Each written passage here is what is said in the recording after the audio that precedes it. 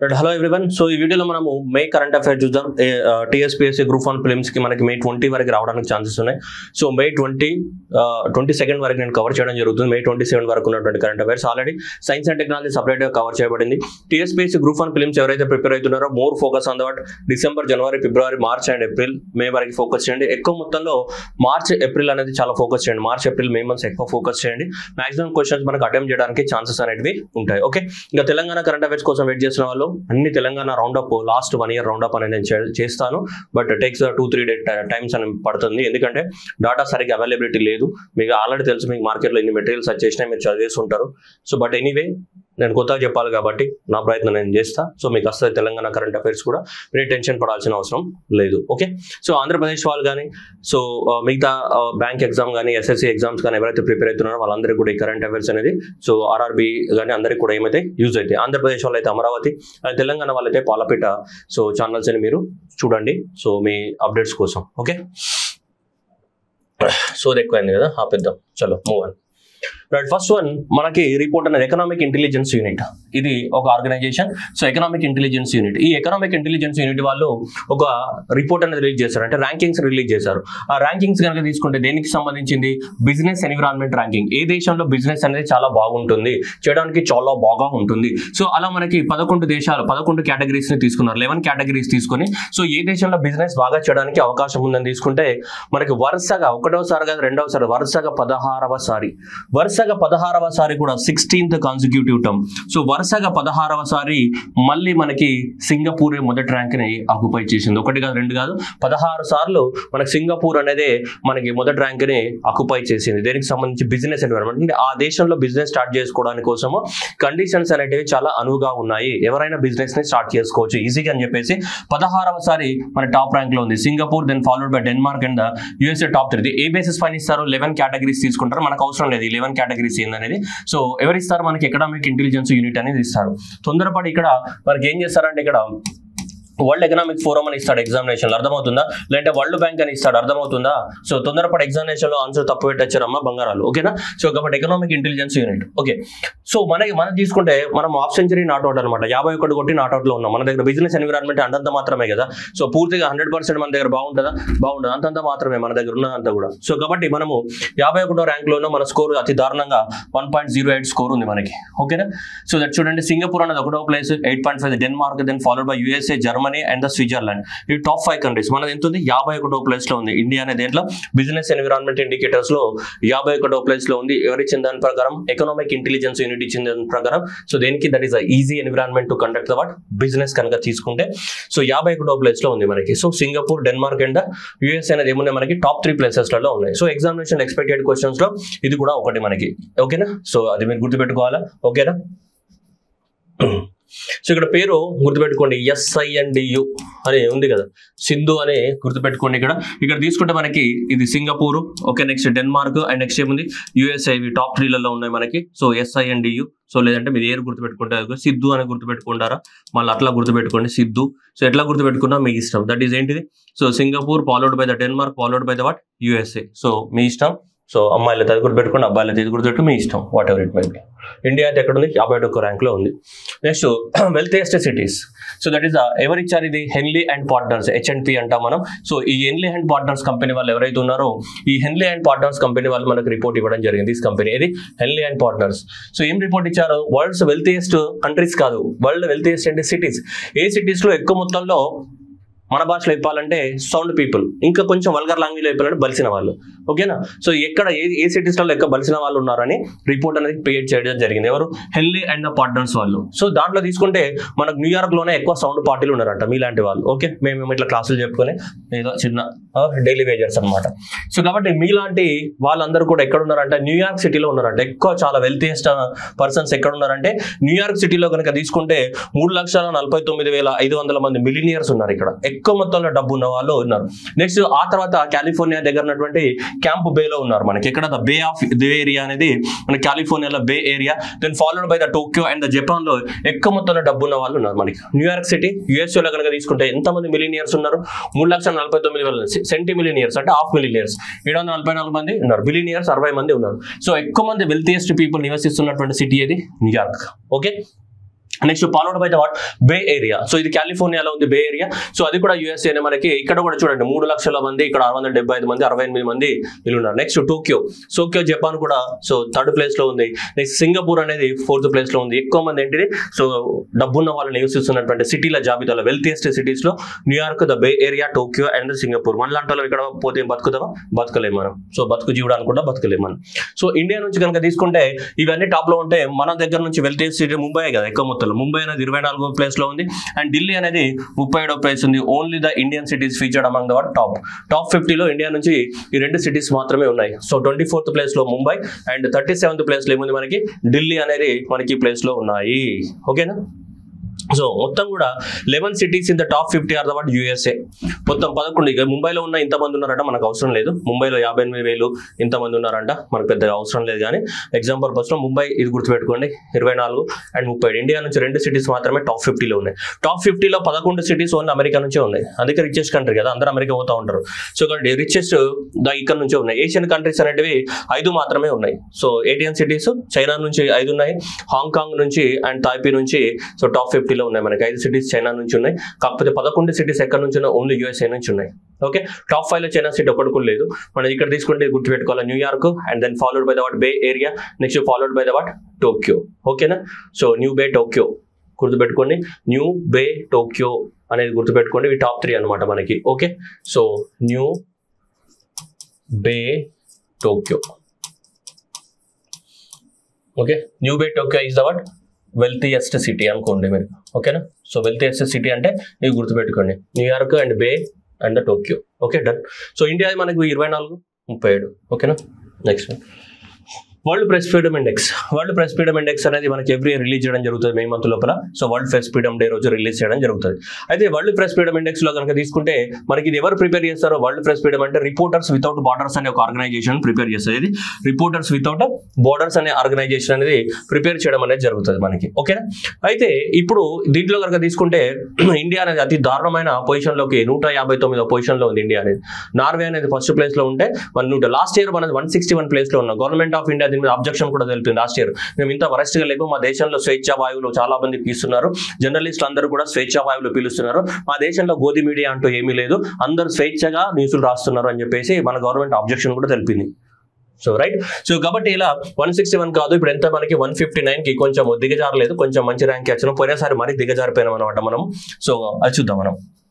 ఇక last worst అసలు freedom వెళ్ళింది ఏంటంటే ఇక చూడండి ఇరిటేరియా కానీ, సిరియా కానీ అండ్ నెక్స్ట్ ఆఫ్ఘనిస్తాన్ కానీ ఇవి చాలా ర్యాంక్ లో ఉన్నాయి. అండ్ 2024 8th కాన్సిక్యూటివ్ టర్మ్ ఏంటి డెన్మార్క్ 2nd ప్లేస్ లో ఉందన్నమాట మనకి. Norway tops for 8th consecutive term followed by the Denmark 2nd place లో ఉంది. నార్వే అనేది 8వసారి. సో ప్రెస్ ఫ్రీడమ్ అనేది దేనికి సంబంధించింది? న్యూస్ కి సంబంధించిందే కదా. సో కాబట్టి ఆటోమేటిక్ గా ఏంటి నువ్వు నార్వే అంటే ఇదే గుర్తుపెట్టుకోవాలి. ఏంటిది? Norway. N for news, N for ఏంటిది? నార్వేనే టాప్ లో ఉంటుంది. ఇప్పుడు కాదు, వరుసగా 8వసారి నార్వే అనేది టాప్ ప్లేస్ ని ఆక్యుపై చేసింది. సో నార్వే ఫస్ట్ ప్లేస్ లో ఉంది 91 స్కోర్ తోటి out of 100. Then follow by the what Denmark and then ఏంటిది మనకి అనమాట ఇది. సో స్వీడన్, నెదర్లాండ్స్ ఉంది. ఇండియా అనేది ఎక్కడ ఉంది మనకి 159వ పొజిషన్ లో ఉంది. 161 నుంచి ఎక్కడికి వచ్చాం 159కి వచ్చాం. సమ్వాట్ బెటర్ మనకి. ఓకేనా? సో దట్ ఈస్ సో ఎంత ప్రెస్ ఫ్రీడమ్ ఎంజాయ్ చేస్తున్నారని చెప్పేసి. అయితే ఈ ప్రెస్ ఫ్రీడమ్ ఇండెక్స్ ని ఏ కేటగిరీస్ బేసిస్ పైన ఇస్తారంటే 5 కేటగిరీస్ ఉన్నాయి మనకి. దీనిపైన ప్రిపేర్ చేస్తారు. ఒకటి పొలిటికల్ ఫ్రీడమ్ ఎంత ఉంది, సో లీగల్ ఫ్రేమ్ వర్క్ ఎలా వర్క్ చేస్తుంది, అండ్ నెక్స్ట్ అంటే ఎకనామిక్ కాంటెక్స్ట్ ఎలా ఉంది ఆ దేశంలో, సోషల్ కాంటెక్స్ట్ అండ్ సెక్యూరిటీ అనే పారామీటర్స్ అన్నిటిలో తీసుకోవడం జరుగుతుంది. ఇవన్నీ పారామీటర్స్ తీసుకొని మనకు ర్యాంకింగ్స్ ఇవ్వడం అనేది జరుగుతుంది. So political, economic, legislative, social, security. Right. So exam patterns మారినాయి కాబట్టి ఇప్పుడు కొంచెం డెప్త్ లెవెల్ క్వశ్చన్ అడగడానికి ఛాన్సెస్ ఎక్కువ. సో అందువల్ల here it is political and followed by the what economic and next legislative and social and security. ఇవన్నీ గుర్తుపెట్టుకోవాల్సిందే definite గా. ఓకేనా? Political, economic, legislative, social and security ఇవన్నీ ఉన్నాయి. దీంట్లో చూడండి ఇండియా అనేది మొత్తం ఓవరాల్ గా తీసుకుంటే 159వ ర్యాంక్ లో వచ్చింది మనకి. అవునా? 159th ర్యాంక్ లోకి వచ్చింది ఇండియా అనేది. టోటల్ గా తీసుకుంటే మనకి ఎంత ఏ ప్లేస్ లో ఉన్నాం మనం? 159th ప్లేస్ లో ఉన్నాం 31 మార్క్స్ తోటి. ఓకేనా? 31 మార్క్స్ తోటి. సో 159th ప్లేస్ లో ఉన్నాం. కానీ ఓవరాల్ గా ఇండివిజువల్ ఇండికేటర్స్ చూసినప్పుడు ఇండివిజువల్ ఇండికేటర్ అంటే అన్ని పారామీటర్లు ఎవరైతే తీసుకుంటాం కదా. సో పొలిటికల్ గా తీసుకుంటే అతి వరెస్ట్ 159 వర్స్ట్ ర్యాంక్ లో ఉన్నాం. అండ్ ఎకనామిక్ లో కూడా వర్స్ట్ ర్యాంక్ ఎంత 157. అండ్ లెజిస్లేటివ్ లో సో ఐ లవ్ యూ 143 అన్నట్టు ఇక్కడ ఎల్ ఫర్ ఏంటిది legislative, L for love, L for ఏంటి లెజిస్లేటివ్, అట్లా గుర్తుపెట్టుకోండి. L for love, L for legislative ఎంత 143 ఉంది. అండ్ సోషల్ సెక్యూరిటీలో ఎంత ఉంది మనకి, సో 156 లో ఉంది. అండ్ సెక్యూరిటీలో ఎంత ఉంది 162 ఉంది మనకి. లాస్ట్ సెక్యూరిటీలో పెద్ద ఏం ర్యాంక్ లేదు, అంత ఇంత చెప్పుకోద ర్యాంక్ దాంట్లో ఉంది లెజిస్లేటివ్, ఎందుకంటే ఉమెన్ పార్లమెంటేరియన్స్ వీళ్ళు కూడా ఉన్నారు కదా. So I love you women అని చెప్పి గుర్తుపెట్టుకోండి. సో లేదంటే ఇది లెజిస్లేటివ్ లో కూడా సో అది ఉన్నారు మనకి 143. ఎంతో కొంత బెటర్ పర్ఫార్మెన్స్ అనేది దాంట్లో ఉంది. ఎకనామిక్ గా కానీ పొలిటికల్ గా కానీ చాలా అతి దారుణమైన 159వ ప్లేస్ లో ఉంది. ఓకేనా, ఎకనామిక్ ఎంత ఉంది 157 లో ఉంది. సో కాబట్టి మనకి P59 E57. ఓకే, అట్లా గుర్తుపెట్టుకోండి. సోషల్లో ఎస్ అంటే సోషల్, ఎస్ అంటే ఏంటి 6 అంటే ఎంత ఇక్కడ 156 అని మనకి అన్ని 150లలోనే ఉన్నాయి కదా. ఓకేనా, సెక్యూరిటీ అంటే సెకండ్, ఇక్కడ ఎస్సీ అంటే సెక్యూరిటీ, ఎస్సీ అంటే ఏంటి సెకండ్ ఎంత 162.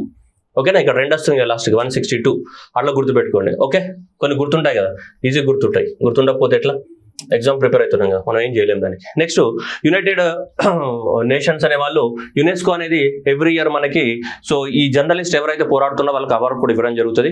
ఆ అవార్డు పేరు ఏంటంటే United Nations press freedom prize అంటాం, లేదంటే Guillermo Cano world press freedom prize అని చెప్తుంటాం.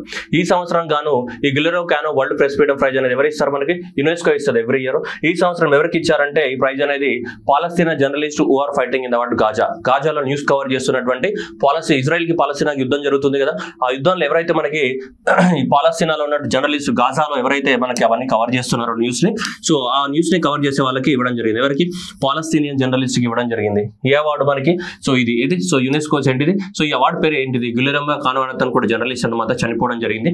అతని పేరు మీదగానే అవార్డు ఎస్టాబ్లిష్మెంట్ చేశారు. గిలెర్మో కానో వరల్డ్ ప్రెస్ ప్రైజ్ అనేది ఎవరికి రావడం జరిగింది మనకి, పాలస్తీనియన్ జర్నలిస్టులకి రావడం జరిగింది. అంటే గ్రూప్ ఆఫ్ జర్నలిస్టులకు, ఒకరికి కాదు, గ్రూప్ ఆఫ్ జర్నలిస్ట్, అక్కడ ఉన్నటువంటి గ్రూప్ ఆఫ్ జర్నలిస్టు అందరూ కూడా ఎవరైతే అక్కడ న్యూస్ కవర్ చేస్తున్నారో గాజాలో వాళ్ళకి రావడం జరిగింది. ఓకేనా, సో అది గుర్తుపెట్టుకోవాలా. సో ఫస్ట్ ప్లేస్ లో ఎవరున్నారు నార్వే, సెకండ్ ప్లేస్ లో ఎవరున్నారు డెన్మార్క్ అనేది ఉంది. ఓకే, ఎక్స్పెక్టెడ్ క్వశ్చన్స్ లో ఇది కూడా ఒకటి మోస్ట్ ఇంపార్టెంట్ క్వశ్చన్ కూడా ఇది. So Norway, Denmark, Sweden. ఓకేనా, నార్వే, డెన్మార్క్, స్వీడన్. సో ఇవి ఇండియా అనేది ఏముంది మనకి ఈ ర్యాంక్లలో ఉంది. Okay, next one Times higher education. మనం last April month current affairs లో ఏం చూసాం, Quacquarelli Symonds QS universities ranking చూసాం. QS యూనివర్సిటీ ర్యాంకింగ్ లేకుంది, అన్నిట్లలో హార్వర్డే ఉంది ఎక్సెప్ట్ ఇంజనీరింగ్ లేకుంది MIT మసాచుసెట్స్ ఇన్స్టిట్యూట్ ఉందని మనం ఏప్రిల్ మంత్ కరెంట్ అఫైర్స్ చదువుకున్నాం. అన్నిట్లలో ఏముంది, టాప్ లో హార్వర్డ్ యూనివర్సిటీ ఉంది. అవునా, అన్నిట్లలో హార్వర్డ్ యూనివర్సిటీ ఉంది ఎక్సెప్ట్ ఏంటిది ఇంజనీరింగ్ అండ్ టెక్నాలజీలో మాత్రమే MIT ఉంది. అది ఎవరిచ్చారు, QS world university rankings, that is QS world university rankings అవి. కానీ ఇప్పుడు మనం మాట్లాడుతుంది QS వరల్డ్ యూనివర్సిటీ కాదు, టైమ్స్ హైయర్ ఎడ్యుకేషన్. నేను చెప్పా కదా, టైమ్స్ QS రెండే ఇస్తాయి. రిచ్ లిస్ట్ కూడా ఎవరు ఇస్తారు, ఫోర్బ్స్ యురాన్ ఇస్తూ ఉంటాయి, బ్లూంబెర్గ్ కూడా ఇస్తుంటాయి రిచ్ లిస్ట్, అట్లా అనమాట. సో ఇక్కడ కూడా ఏంటి, ఇప్పుడు మనం మాట్లాడుతుంది లాస్ట్ మంత్ లో మాట్లాడింది మనకి ఏంటిది కోకరెల్లి సైమండ్స్, ఇది QS వరల్డ్. ఇక్కడ మాట్లాడుతున్నది ఏంటిది మనకి టైమ్స్ హైయర్ ఎడ్యుకేషన్ గురించి మాట్లాడుతున్నాం. So here it is what, so that is Times higher education ఏదైతే ఉందో ఈ Times higher education university rankings గురించి మాట్లాడుతాం. That is Times higher education university rankings. That is Mahatma Gandhi university of the Kottayam Kerala 81వ place లో ఉంది. దాని తర్వాత మనకి ఈ మన సో అది ఏంటిది సింగపూర్కి సంబంధించినటువంటి న్యాంగాంగ్ టెక్నాలజీ యూనివర్సిటీ అనే సింగపూర్ అనేది ఫస్ట్ ప్లేస్ లో ఉందన్నమాట మనకి. సో దట్ ఈస్ ఇండియా నుంచి కొన్ని యూనివర్సిటీస్ ఉన్నాయి, పెద్దగా మనకి ఏం పెద్దగా రాలేదు ఇది. సో చూద్దాం మనం ఒకసారి అయితే. సో కానీ ఎవరిచ్చారు ఇది, so that is Times higher education rankings. ఎవరిచ్చారు, టైమ్స్ హైయర్ ఎడ్యుకేషన్ ర్యాంకింగ్స్. ఈ టైమ్స్ హైయర్ ఎడ్యుకేషన్ ర్యాంకింగ్స్ కనుక తీసుకుంటే వీళ్ళిచ్చిన ర్యాంకింగ్స్ ప్రకారము సో వీళ్ళ క్రైటీరియా వేరే ఉంటుంది కాబట్టి మనకి సింగపూర్ లో ఏంటిది, సో నాన్యాంగ్ టెక్నాలజికల్ యూనివర్సిటీ ఏదైతే ఉందో ఇది టాప్ ప్లేస్ లో ఉంది టైమ్స్ ప్రకారం. ఓకేనా, కానీ మన కోకరెల్లి ప్రకారం ఏంటి అన్ని హార్వర్డే. ఓకే, ఇక్కడ చూసుకుంటే మనకి న్యాంగాంగ్ ఉంది. నెక్స్ట్ ప్యారిస్ సైన్స్ లెటర్స్ అనేది ఫ్రాన్స్ అనేది సెకండ్ ప్లేస్ లో ఉంది. And Hong Kong university of the science and technology third place లో ఉంది. Next city university of the Hong Kong fourth place లో, and university of the Paris ఏముంది మనకి సో ఫిఫ్త్ ప్లేస్ లో ఉంది. ఇవి టాప్ యూనివర్సిటీస్ అనమాట according to the times higher education ప్రకారం. టైమ్స్ హైయర్ ఎడ్యుకేషన్ ప్రకారం సింగపూర్ కి చెందినటువంటి ఏంటిది ఈ యూనివర్సిటీ అనేది ముందు మనకి టాప్ లో ఉంది టైమ్స్ ప్రకారం. అదే ఇండియాకి వచ్చి చూస్తే మన ఇండియా నుంచి మహాత్మా గాంధీ యూనివర్సిటీ అనేది కేరళలో ఉంది, అది బెస్ట్ ర్యాంక్ ఉన్న దాంట్లో బెస్ట్ అనమాట. గుడ్డి కన్నా మెల్లినయం అని చెప్పేసి ఎంత 81వ ర్యాంక్ లో ఉంది. అట్లాగే అన్నా యూనివర్సిటీ మనకి చెన్నై తమిళనాడులో ఉన్నది ఎంత 96వ ర్యాంక్ లో ఉంది. 96వ ర్యాంక్ లో ఉంది. Next Bharatiya university Coimbatore 113 and institute of IIT Patna 117 and Shoolini university of biotechnology management sciences Himachal Pradesh 121 rank లో ఉన్నాయి. ఇవి ఇండియా నుంచి కొంచెం మంచి యూనివర్సిటీ ర్యాంకింగ్స్ వచ్చినాయి ఇవే. సో మన ఇండియా నుంచి బెస్ట్ ర్యాంక్ అంటే సో టైమ్స్ హైయర్ ఎడ్యుకేషన్ ప్రకారం దీనికి వచ్చింది. దీనికి మహాత్మా గాంధీ యూనివర్సిటీకి రావడం జరిగింది. ఎక్కడ ఉంది? కేరళలో ఉంది. ఫాలోడ్ బై ఏంటిది? అన్నా యూనివర్సిటీ ఇదే బెస్ట్ ర్యాంక్ అనమాట. ఇండియా నుంచి బెస్ట్ ర్యాంక్ వచ్చినాయి అంటే ఇవే అనమాట ప్రపంచంలో. ఓకేనా, అర్థమవుతుందా? సో కోందియా a Times higher education young universities award, young university rankings అనమాట. ఓకేనా, యంగ్ యూనివర్సిటీ ర్యాంకింగ్స్. ఇది యూనివర్సిటీగా ఇక్కడ వర్డ్ ఉంది ఏంటిది? యంగ్ యూనివర్సిటీ ర్యాంకింగ్స్ అంటే అప్పుడప్పుడే కొత్త యూనివర్సిటీస్ అనమాట, కొత్త చూడముచ్చటైన జంటలు అనమాట ఇవన్నీ. Next India is represented by about 55 institutions in the 2000. అంతకుముందు 45 యూనివర్సిటీస్ పోయిన సంవత్సరం, అంతకుముందు సంవత్సరం 26 యూనివర్సిటీస్ రిప్రజెంట్ చేశాం. కానీ ఇప్పుడు ఇండియా నుంచి 55 యూనివర్సిటీస్ రీప్లేస్ చేయడం జరిగింది. మనకు బెస్ట్ యూనివర్సిటీ అయితే మహాత్మా గాంధీ కేరళ వచ్చింది. దాని తర్వాత ఇక్కడ తీసుకుంటే ఐఐటి గాంధీనగర్ 151వ ర్యాంక్ లో ఉంది. సో ఐఐటి హైదరాబాద్ అనేది 151 లో ఉంది. అండ్ అమృత విశ్వవిద్యాలయం అనేది 163 లో ఉంది. ఇవన్నీ కూడా వేరే ర్యాంకింగ్స్ అనమాట, మనకు అవసరం లేదు చెప్తా. ఓకేనా, next according to what Bloomberg మనం లాస్ట్ టైం ఏం చేద్దాం? ఫోర్బ్స్ అది చదవడం జరిగింది. అయితే ఇప్పుడు బ్లూంబెర్గ్ చదువుతున్నాం. బ్లూంబెర్గ్ ప్రకారం కనుక తీసుకుంటే మనకి ఎవరు ఉన్నారు ఇట్లా బ్లూంబెర్గ్ బిలియనియర్స్ ఇండెక్స్ అంటే డైలీ ర్యాంకింగ్స్ అంతా 28th మే రిలీజ్. సో దీంట్లో ప్రకారం తీసుకుంటే మనకి already so Mukesh Ambani 12th rank లో ఉన్నాడు $110 బిలియన్ తోటి. అలాగే $100 బిలియన్ తోటి గౌతమ్ అదానీ 14th ప్లేస్ లో ఉన్నారు ఇండియా నుంచి మనకి. ఓకేనా, ఇండియా నుంచి.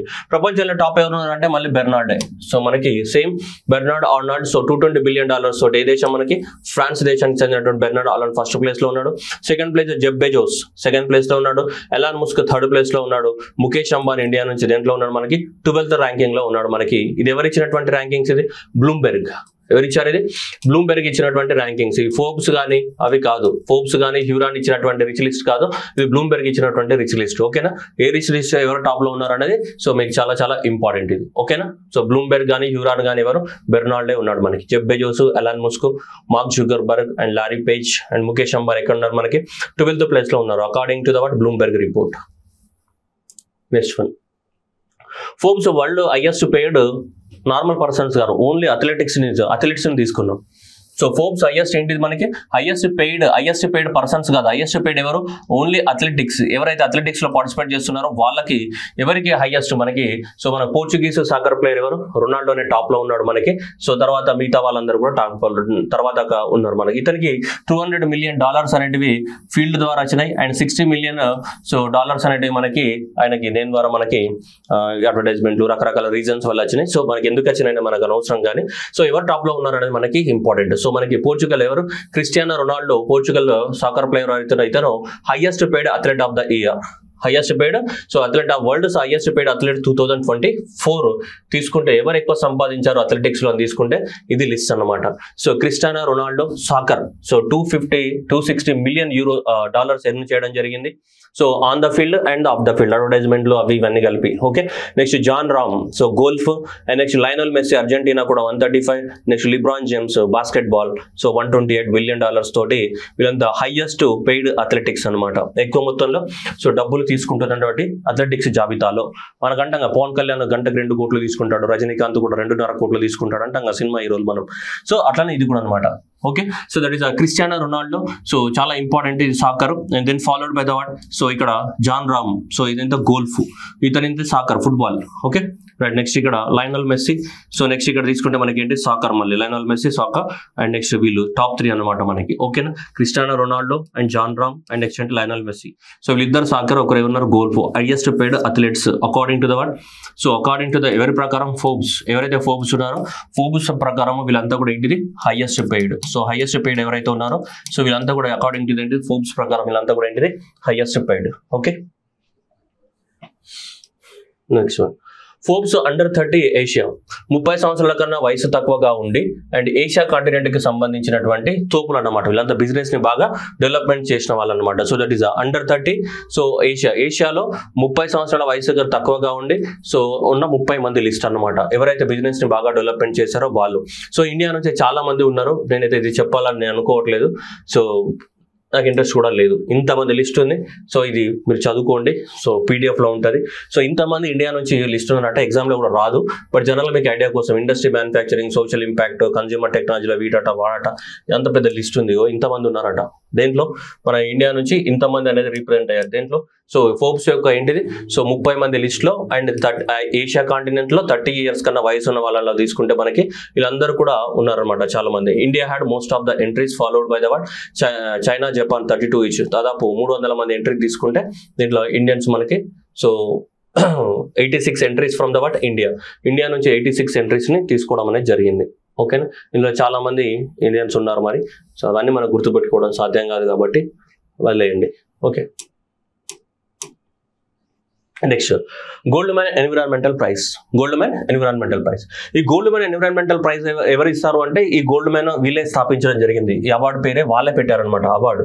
సో ఈ అవార్డు అనేది సో 1989లో ఎస్టాబ్లిష్మెంట్ చేయడం జరిగింది. రిచర్డ్ అండ్ రోడా గోల్డ్మ్యాన్ అనే ఇద్దరు కూడా కలిసి ఈ అవార్డుని ఎస్టాబ్లిష్మెంట్ చేశారు. ఇప్పుడు 1990లో. ఇది దేనికోసం ఇస్తారు, ఎవరైతే ఎన్విరాన్మెంట్ ని ప్రొటెక్ట్ చేస్తున్నారో వాళ్ళకి ఇవ్వడం అనేది జరుగుతుంది. ఎన్విరాన్మెంట్ ని ప్రొటెక్ట్ చేసే వాళ్ళ కోసము సో ప్రతి కాంటినెంట్ ఇస్తారనమాట. World 6 inhabited reason, so 6 continents నుంచి మనకి ఇవ్వడం అనేది జరుగుతుంటది. ఓకేనా, 7వ కాంటినెంట్ లో లేరు కదా ప్రజలు, అంటార్క్టికాలో ఎవరున్నారో ఎవరు లేరు. సో కాబట్టి మిగతా 6 కాంటినెంట్స్ ఏవైతే ఉన్నాయో 6 కాంటినెంట్స్ ఒక్కొక్క కాంటినెంట్ నుంచి ఒక్కొక్కరికి అవార్డు అనేది ఇవ్వడం జరుగుతుంది. ఈ గోల్డ్మ్యాన్స్ అవార్డు అనేది సో ఎన్విరాన్మెంట్ ఎవరైతే కాపాడుతున్నారో so the award recognises the individuals for the what sustain and significant efforts. ఓకేనా, ఈ సంవత్సరం ఏషియా కాంటినెంట్ నుంచి మన ఇండియన్కి రావడం జరిగింది. అందుకే న్యూస్ లో ఉంది. చాలా వరకు మీరు అందరు చదివేసి ఉంటారు కానీ సో పాయింట్ ఏంటిదంటే మిగతా వాళ్ళని చదివి ఉంటారు, మీరు ఒక్కటే చదువుకుంటారు. ఎవరు, సో అలోక్ శుక్లా చదువుకొని ఉంటారు. ఏషియా కాంటినెంట్ నుంచి ఎవరికి వచ్చింది, అలోక్ శుక్లాకి వచ్చింది. దేనికంటే ఛత్తీస్గఢ్ లో దేన్ని కాపాడినందుకు, ఫారెస్ట్ ని కాపాడినందుకు ఇది రావడం జరిగింది. So that is the 35th Goldman environmental prize. ఓకేనా, సో దీన్ని మనం ఏమని చెప్తాం, మనం గ్రీన్ నోబెల్ అని చెప్తున్నాం. గ్రీన్ ఆస్కార్ కాదు. నెక్స్ట్ చెప్తా గ్రీన్ ఆస్కార్ దీని తర్వాత. ఇదేంటి, గ్రీన్ నోబెల్స్ వేరు, గ్రీన్ ఆస్కార్స్ వేరు. ఒకదానికోటి ఆన్సర్ పెట్టారు, నోట్ల ఇంత మన్ను పడుతుంది ఎగ్జామినేషన్ లా, అమ్మ బుజ్జులు జాగ్రత్త. ఓకేనా, గ్రీన్ ఆస్కార్ వైట్లీ ప్రైజ్ అని మనకి వైట్లీ ప్రైజ్ అనేది ఒకటి ఉంటుంది. సో దాన్ని మనము గ్రీన్ ఆస్కార్ అని చెప్తుంటాం. ఇది గ్రీన్ ఆస్కార్ కాదు, గ్రీన్ నోబెల్. ఒక రెండింటికి చాలా తేడా ఉంది. ఓకేనా, so that is Alok Shukla ఇక్కడ మనకు ఛత్తీస్గఢ్ బచావో ఆందోళన ద్వారా మనకు అక్కడ ఉన్నటువంటి హసేడో అనే ప్రాంతంలో, ఇక్కడ ఛత్తీస్గఢ్ లోని హసేడో ప్రాంతం లోపల మనకు అక్కడ ఫారెస్ట్ ని కాపాడడానికి కోసం పోరాటం స్టార్ట్ చేసిండు. హసేడో అరణ్య బచావో సంఘర్ష్ సమితి అనే పేరుతోటి ఒక ఆర్గనైజేషన్ పెట్టి అక్కడ అడవిని కాపాడడం జరిగింది. అడవిని కాపాడినందుకు గాను ఇతనికి మనకి రావడం జరిగింది. సో అలోక్ శుక్లాకి సో మనకి ఏంటిది వరల్డ్ ఏ ప్రైజ్ వచ్చింది మనకి, so world Goldman environmental prize వచ్చింది. వరల్డ్ గోల్డ్ ఎన్విరాన్మెంటల్ ప్రైజ్ అనేది రావడం అనేది జరిగింది. సో ఇక్కడ ఛత్తీస్గఢ్ నుంచి సంబంధించినటువంటి అలోక్ శుక్లా ఇలా ఎన్విరాన్మెంట్ ని కాపాడే వాళ్ళకి మనకి అవార్డ్స్ ఇస్తుంటారు.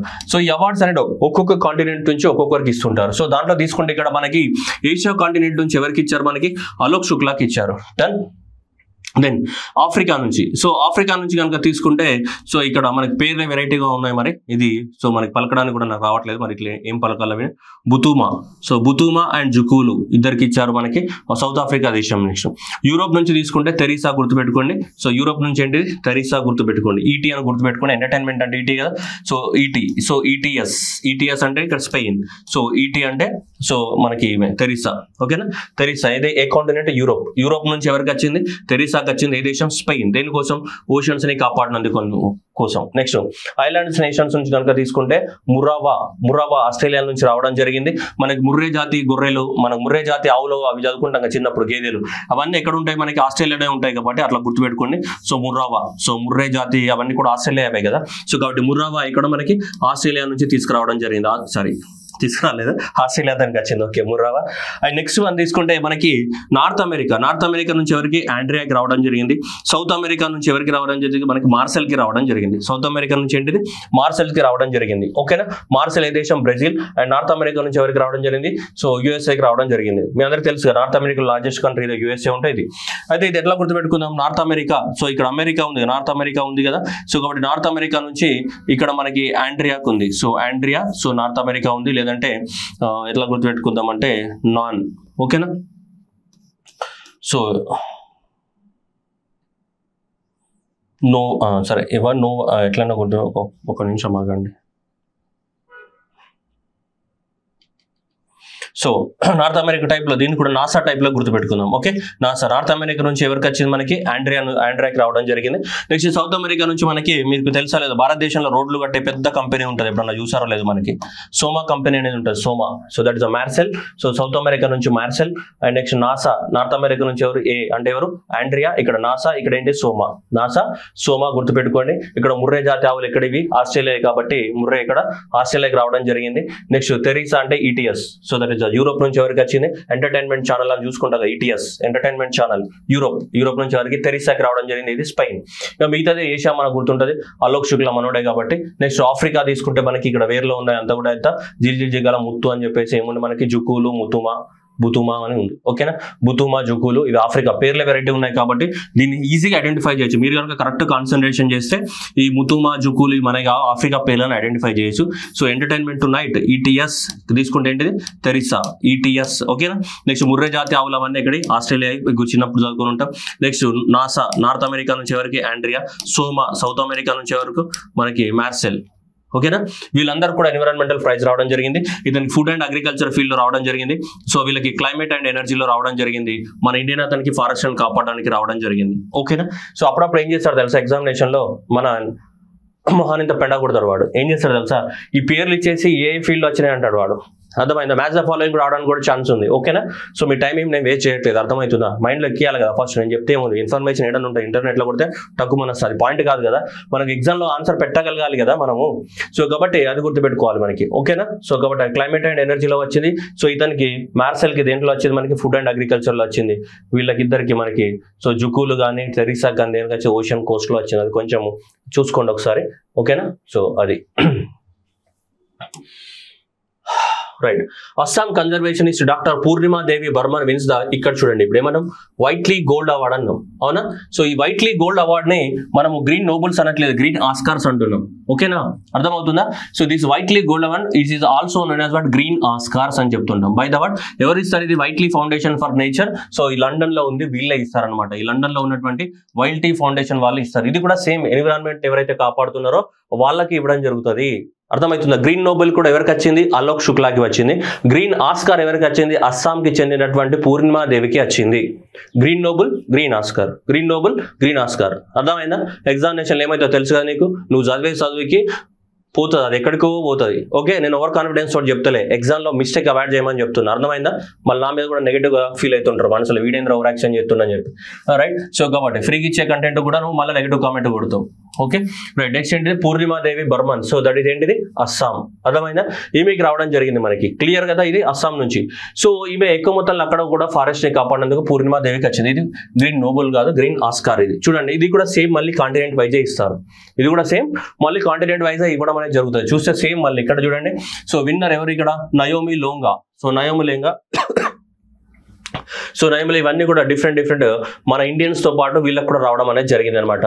సో న్యూ పాప్ గానియా నుంచి రాజు శర్మ, పొరపాటున ఇండియన్ అనుకున్నారు, రాజు శర్మ పేరు మనలాగా ఉంది కానీ ఏ దేశం నుంచి, నేపాల్ నుంచి వచ్చింది. Next so Kamla, so కేఎంలే Kamla, Cameroon నుంచి.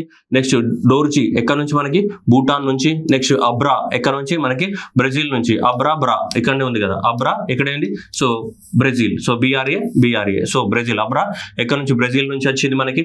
So next Kamala Cameroon. ఓకేనా.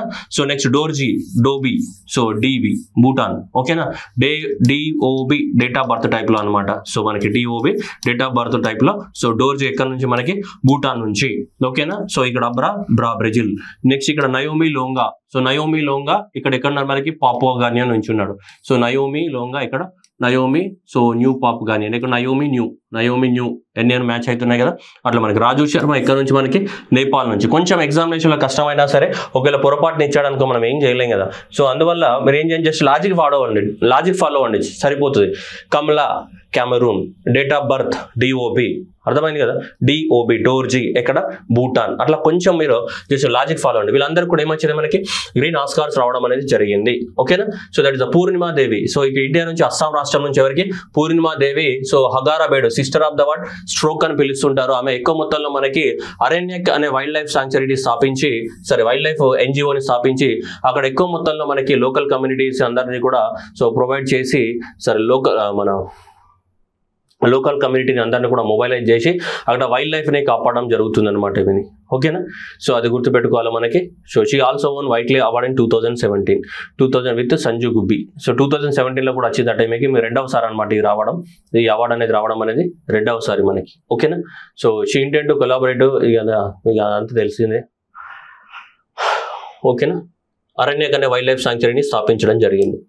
ఓకే, నెక్స్ట్ పులిట్జర్ ప్రైజ్ అనేది మనకి ప్రపంచంలో మనకి జర్నలిజం ఫీల్డ్లో ఇచ్చేటువంటి హైయెస్ట్ అవార్డ్ అనమాట పులిట్జర్ ప్రైజ్ అనేది. ఓకేనా, పులిట్జర్ ప్రైజ్ కేంబ్రిడ్జ్ యూనివర్సిటీ వాళ్ళు ఇస్తూ ఉంటారు మనకి. పులిట్జర్ ప్రైజ్ అనౌన్స్ అవుతుంది 108 Pulitzer prize journalism, books, drama, music ఇవన్నిట్లలో కూడా ఇవ్వడం అనేది జరుగుతుంది. So highest national award. So this is the highest national honour given by the United States of the America in the fields of the journalism లో ఇచ్చేటువంటి ఏంటిది highest award అనమాట మనకి. ఓకేనా, సో హైయెస్ట్ అవార్డ్ ఇస్తూ ఉంటారు మనకి. సో సో ఈ సంవత్సరానికి కానీ తీసుకుంటే పబ్లిక్ సర్వీస్ కేటగిరీ లోపల వీళ్ళందరికీ వచ్చింది. ఇవన్నీ మనకి గుర్తుండేటట్టు లేవు కానీ జస్ట్ సో నేనైతే గుర్తుపెట్టుకోమని నేనేం చెప్పను, బట్ ఓకేనా.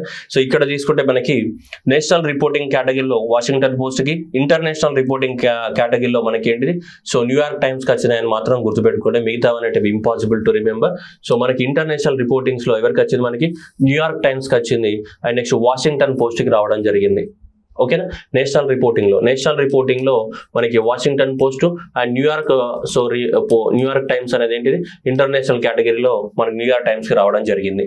ఓకేనా, so highest award Pulitzer prize అనేది. సో ఇవన్నీ కూడా ఇంపాసిబుల్. ఓకే, నెక్స్ట్ హ్యాకథాన్ జరిగింది. హ్యాకథాన్ ప్లేస్ లో స్టాక్థాన్ అన్నాం. సో దేంట్లో మెడికల్ టెక్నాలజీ ఫార్మాస్యూటికల్ డిపార్ట్మెంట్ వాళ్ళు లాంచ్ చేశారు. That is a medical technology stackathon 2024 in collaboration with the confederation of the Indian industry. ఎక్కడ జరిగింది, న్యూఢిల్లీలో లాంచ్ చేయడం జరిగింది. సో మెడికల్ టెక్నాలజీలో ఎక్కువ మొత్తాలు ఏం చేయాలి, కొత్త ఇన్నోవేషన్స్ తీసుకురావాలంటే ఏం చేయాలి మనం. సో ఎవరెవరైతే మనకి ఫార్మసీ చదువుతున్నారో, డి ఫార్మసీ చదువుతున్నారో, బి ఫార్మసీ చదువుతున్నారో, ఎం ఫార్మసీ చదువుతున్నారో, వీళ్ళంతా ఉంటారు కదా, వాళ్ళందరితో ఏం చేయాలి, వాళ్ళందరినీ సో ఈ ఫీల్డ్ లోకి తీసుకొచ్చి వాళ్ళందరినీ పార్టిసిపేట్ చేయించి వాళ్ళ ద్వారా కొత్త ఇన్నోవేషన్స్ తీసుకురావాలి. దాని పేరే స్టాకథాన్, లేదంటే ఇంటర్నెట్ టెక్నాలజీకి అయితే హ్యాకథాన్స్ అంటాం, దీనికైతే స్టాక్థాన్ అని చెప్తున్నాం మనం. సో కాబట్టి ఇలా క్యాన్సర్ థెరపీకి సంబంధించింది కానీ, సో ఇమేజింగ్ కానీ, క్రిటికల్ కేర్ కానీ, సో ఇలా 8 కేటగిరీస్. సో ఇలా బాడీ ఇంప్లాంట్స్ కానీ, సర్జికల్ ఇన్స్ట్రుమెంట్స్ కానీ, హాస్పిటల్ ఎక్విప్మెంట్స్ కానీ, కన్స్యూమరబుల్ అండ్ డిస్పోజబుల్ కానీ, ఇలాంటి 8 కేటగిరీలలో ఏం చేశారంటే పోటీ పెట్టడం జరిగింది. స్టూడెంట్స్ అందరినీ ఇన్వైట్ చేసి పోటీ పెట్టడం అనేది జరిగింది. దీని ద్వారా ఏంటిదంటే మన దేశంలోనే మనకి ఏంటిది సో ఇన్నోవేషన్స్ జరగాలి, అండ్ వేరే దేశాల నుంచి ఇంపోర్టింగ్ అనేది ఏం చేయాలి, తగ్గాలి. దీనికి సంబంధించి మెడికల్ ఫీల్డ్ లో ఉన్నటువంటి తగ్గాలన్నమాట. సో దానికోసం మన డిఫరెంట్ వాళ్ళందరినీ కూడా ఇన్వైట్ చేసి పోటీ పెట్టడం జరిగింది. ఆ పోటీ పేరు ఏంటంటే స్టాకథాన్ అని చెప్తుంటాం మనం. Okay, next so what is to done stackathon. Participants analyse our diverse product, వేరే ప్రోడక్ట్స్ అన్నింటిని కూడా అనలైజ్ చేస్తారు. సో అవన్నీ కూడా మనకి జరుగుతుంటాయి. Key points. So India medical industry growth 28% annually, reaching the 50 billions by 2030. India ranks 14 the Asia and top 20 global in the medical devices market లో మనకి చాలా పెద్ద మార్కెట్ ఉంది. సో కాబట్టి మనకి 8 కేటగిరీస్ ఏవైతే ఉన్నాయో వాటిపైన ఎక్కువ మొత్తం ఏం చేయాలి, ఫోకస్ చేసి కొత్త ఇన్నోవేషన్స్ అన్ని తీసుకురావాలి. అందుకోసం ఫార్మసీ స్టూడెంట్స్ కానీ ఎవరైనా ఇంట్రెస్ట్ ఉన్న వాళ్ళందరినీ కూడా సో దీంట్లోకి తీసుకురావడం అనేది జరిగింది మనకి. ఓకేనా, next Indian origin teacher so Gina Justice receives the Cambridge dedicated teacher award. The Indian origin Gina Justice in the United ఆమె ఇక్కడ వర్క్ చేయట్లేదు, ఆమె అక్కడ వర్క్ చేస్తుంది, ఇక్కడ దుబాయ్లో వర్క్ చేస్తుంది, యునైటెడ్ అరబ్ ఎమిరేట్స్ లో వర్క్ చేయడం అనేది జరుగుతుంది. సో ఆమెకి మనకి కేంబ్రిడ్జ్ అవార్డు అనేది ఇవ్వడం జరిగింది అనమాట. కేంబ్రిడ్జ్ బెస్ట్ టీచర్స్ అవార్డు అనేది ఇవ్వడం జరుగుతుంది. So Gina Justice native of the award Thiruvananthapuram. కాకపోతే కేరళ వాళ్ళు అందరూ ఎక్కడ సెటిల్ అవుతారు, మనకి అంతా కూడా యూఏలో సెటిల్ అవుతారు కదా. సో ఈమె యూఏలో సెటిల్ అయిపోయి అక్కడ ఎడ్యుకేషన్ ప్రమోట్ చేస్తుంది. సో అందువల్ల సో ఈమె మనకి ఇండియన్ అయినా కానీ అక్కడ యూఏలో సెటిల్ అయిపోయింది. గీనా జస్టిస్ మనకి బెస్ట్ టీచర్ అవార్డు అనేది సో రావడం జరిగింది. ఎక్కడ నుంచి మనకి ఏ యూనివర్సిటీ నుంచి, కేంబ్రిడ్జ్ యూనివర్సిటీస్ నుంచి రావడం అనేది జరిగింది. Okay, so right, next one ఇక్కడ తీసుకుంటే Meena Mishra was named as a winner award from the south Asia region. So she Sarvepalli Radhakrishna international school, Mumbai. So ఈమె ఇద్దరికి వచ్చాయి, కానీ ఈమె ఎక్కడ నుంచి, middle east and north Africa region నుంచి ఈమెకి ఇచ్చారు. అంటే రీజియన్ వైజ్ ఇస్తారు. సో ఈ ప్రాంతం నుంచి, మిడిల్ ఈస్ట్ పశ్చిమ ఆసియా నుంచి, ఈమె దుబాయ్లో వర్క్ చేస్తుంది కాబట్టి ఆమె అక్కడ నుంచి ఇచ్చారు మనకి. సో నెక్స్ట్ ఇండియా అనేది ఏ ప్రాంతంలో ఉంది, సౌత్ ఏషియా నుంచి ఉంది కదా. సౌత్ ఏషియా రీజియన్స్ నుంచి ఎవరికి వచ్చిందంటే సౌత్ ఏషియా రీజియన్ నుంచి ఈమెకి రావడం జరిగింది. ఎవరికి, మనకి మీనా మిశ్రాకి రావడం జరిగింది. సౌత్ ఏషియా రీజియన్ నుంచి ఏంటిది మీనా మిశ్రాకి రావడం అనేది జరిగింది. ఓకేనా, టోటల్ గా 9 విన్నర్స్ ఉన్నారు. ఒక్కొక్క ప్రాంతం నుంచి నార్త్ ఆఫ్రికా నుంచి ఒకరికి, నార్త్ అమెరికా నుంచి ఒకరికి, సౌత్ అమెరికా నుంచి ఒకరికి, ఇలా డిఫరెంట్ కేటగిరీస్ లో ఇస్తారు. మనకి అన్ని అవసరం లేదు, ఇద్దరు ఇండియన్స్ ఉన్నారు కాబట్టి ఇండియన్స్ అవసరం. ఒకరు Meena Mishra south Asia category నుంచి, సర్వేపల్లి రాధాకృష్ణ నుంచి ముంబై, అండ్ నెక్స్ట్ ఈమె అయితే మిడిల్ ఈస్ట్ నుంచి, కానీ మన దేశం నుంచి కాదు, ఆమె ఎక్కడ నుంచి దుబాయ్ నుంచి నామినేట్ చేయబడింది, బట్ ఇండియన్. సో ఈమె ఒరిజినల్ ఇండియన్ అనమాట, మన దేశం నుంచే నామినేట్ చేయబడిన ఆమె ఎవరు, Meena Mishra.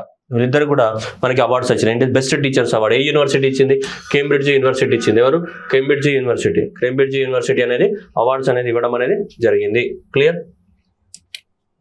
Next one, United Nations ఎడ్జ్గా యునెస్కో అనేది సో మనకి మూడిది అన్నమాట, రామచరితమానస్, తులసీదాస్ రాసినటువంటి రామచరితమానస్ అండ్ విష్ణు శర్మ రాసినటువంటి ఏంటిది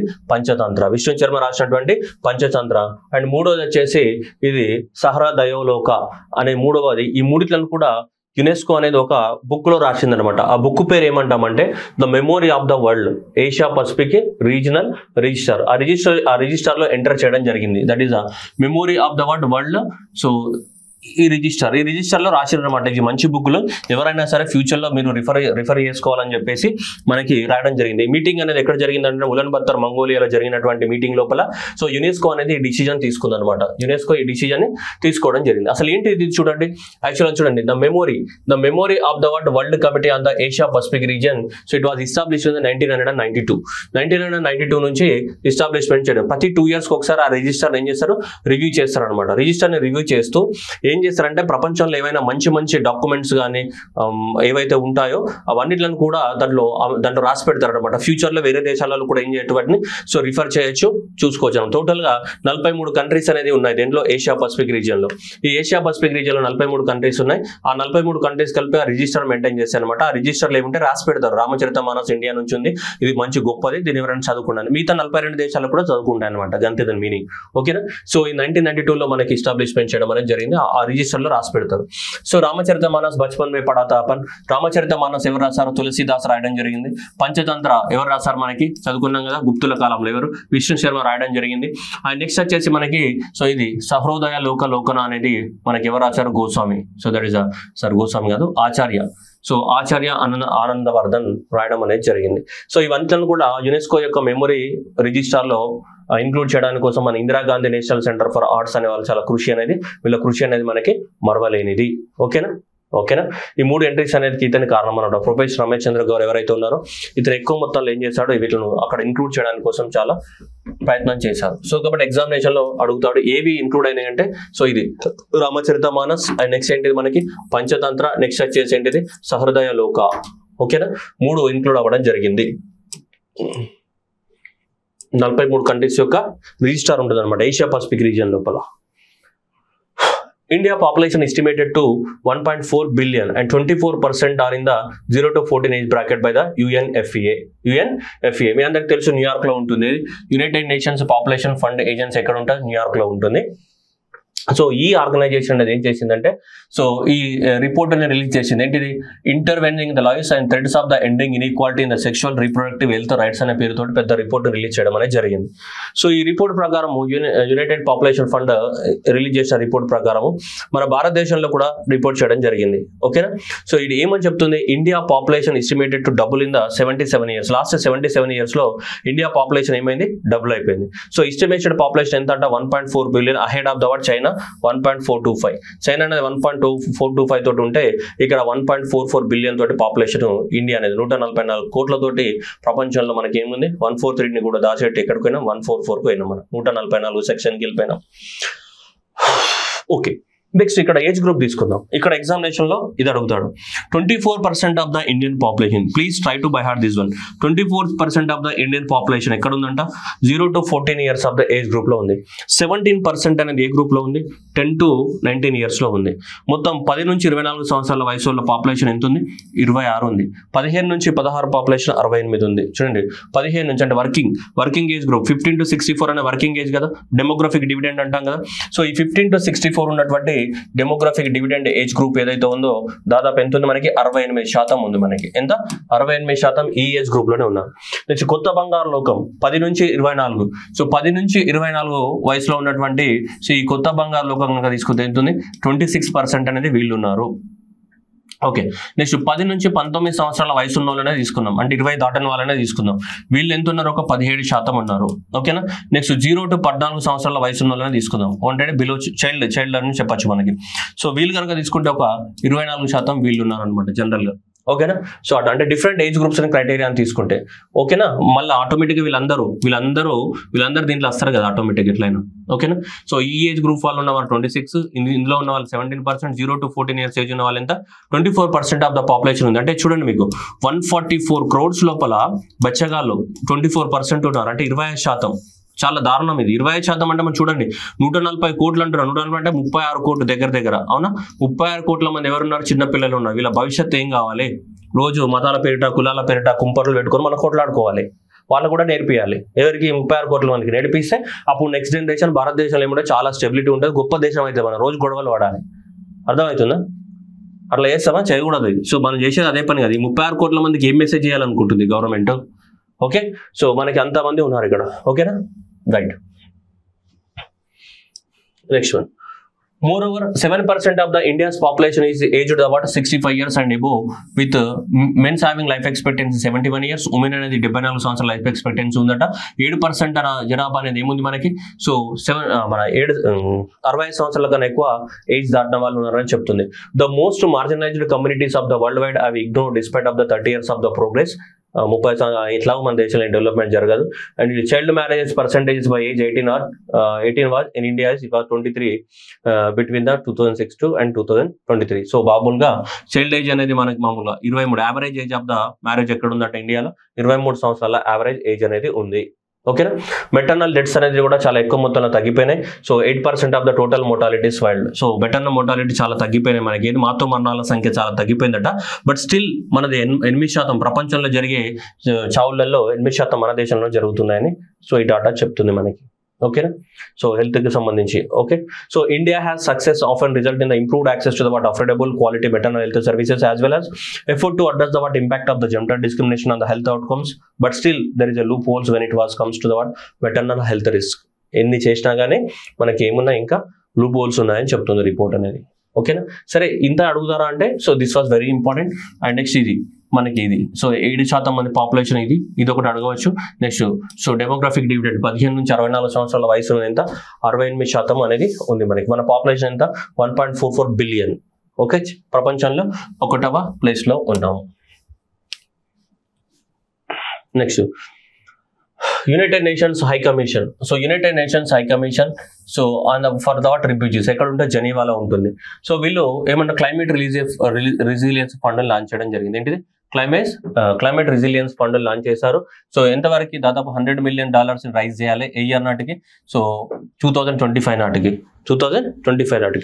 దీని యొక్క ముఖ్య ఉద్దేశం ఏంటంటే for protecting the refugees and the displaced people communities from the climate change impact.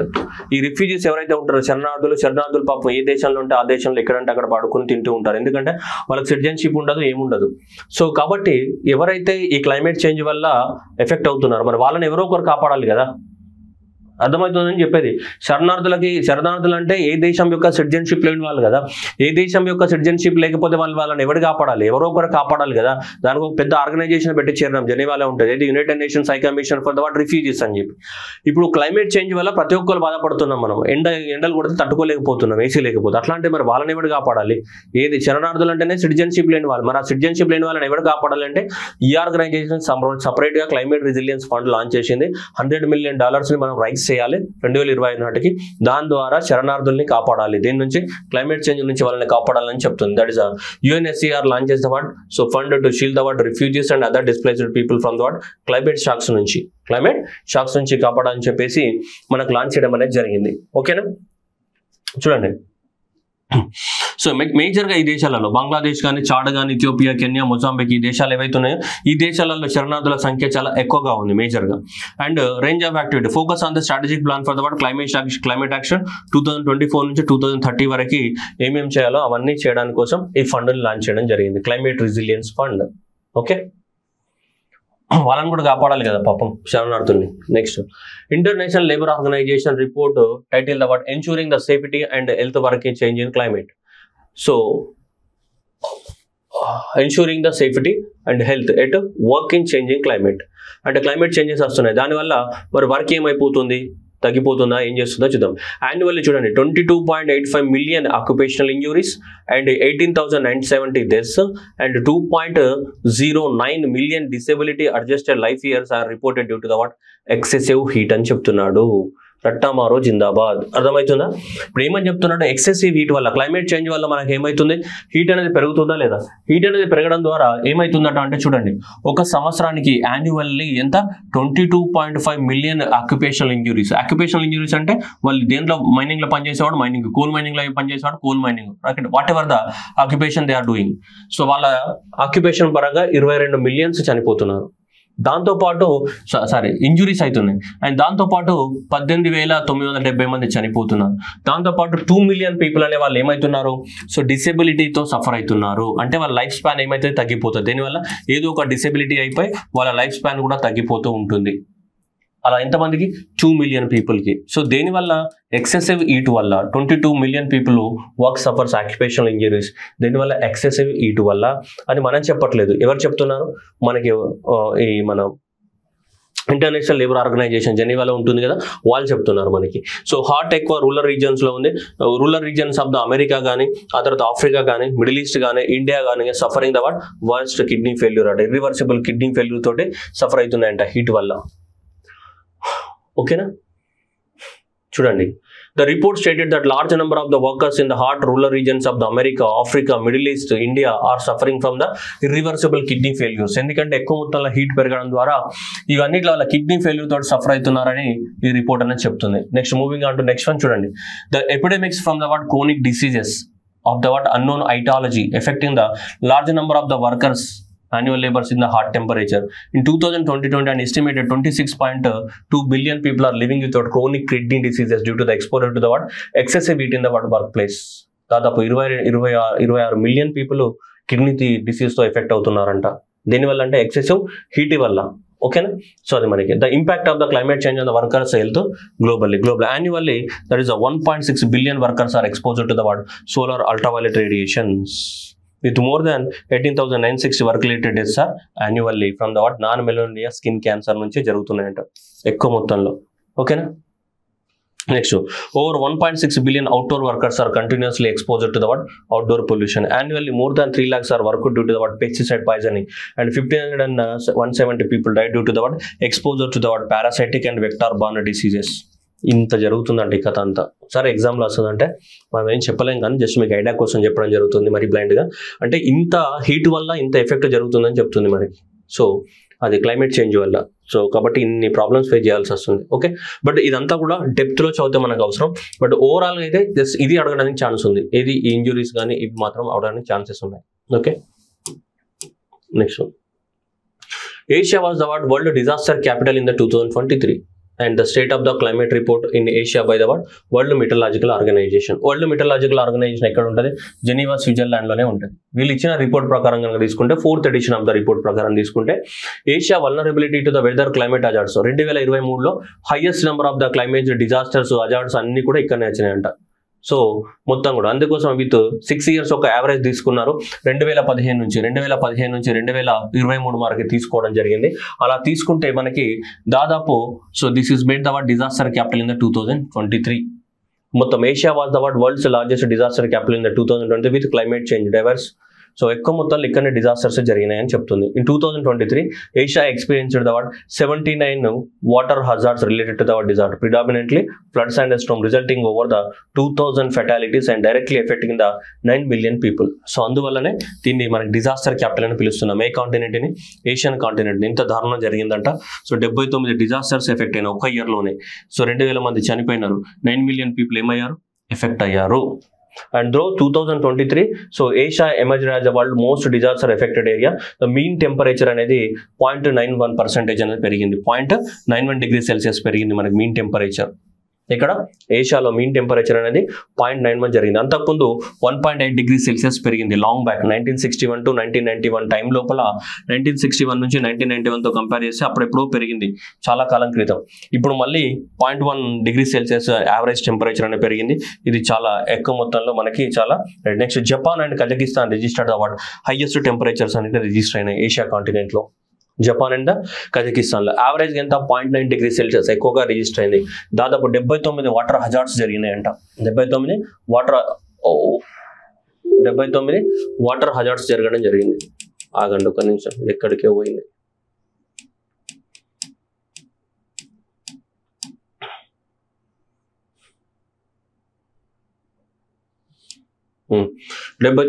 Water hazards అనేటివి జరిగినాయంట. ఓకేనా, అయ్యో దేవుడా. ఓకేనా, ఇది మనకి globally annual mean surface temperature is 0.45 plus minus, అది గ్లోబల్ గా. కానీ ఏషియాలో అయితే 0.9 జరిగింది మరి. ఓకేనా,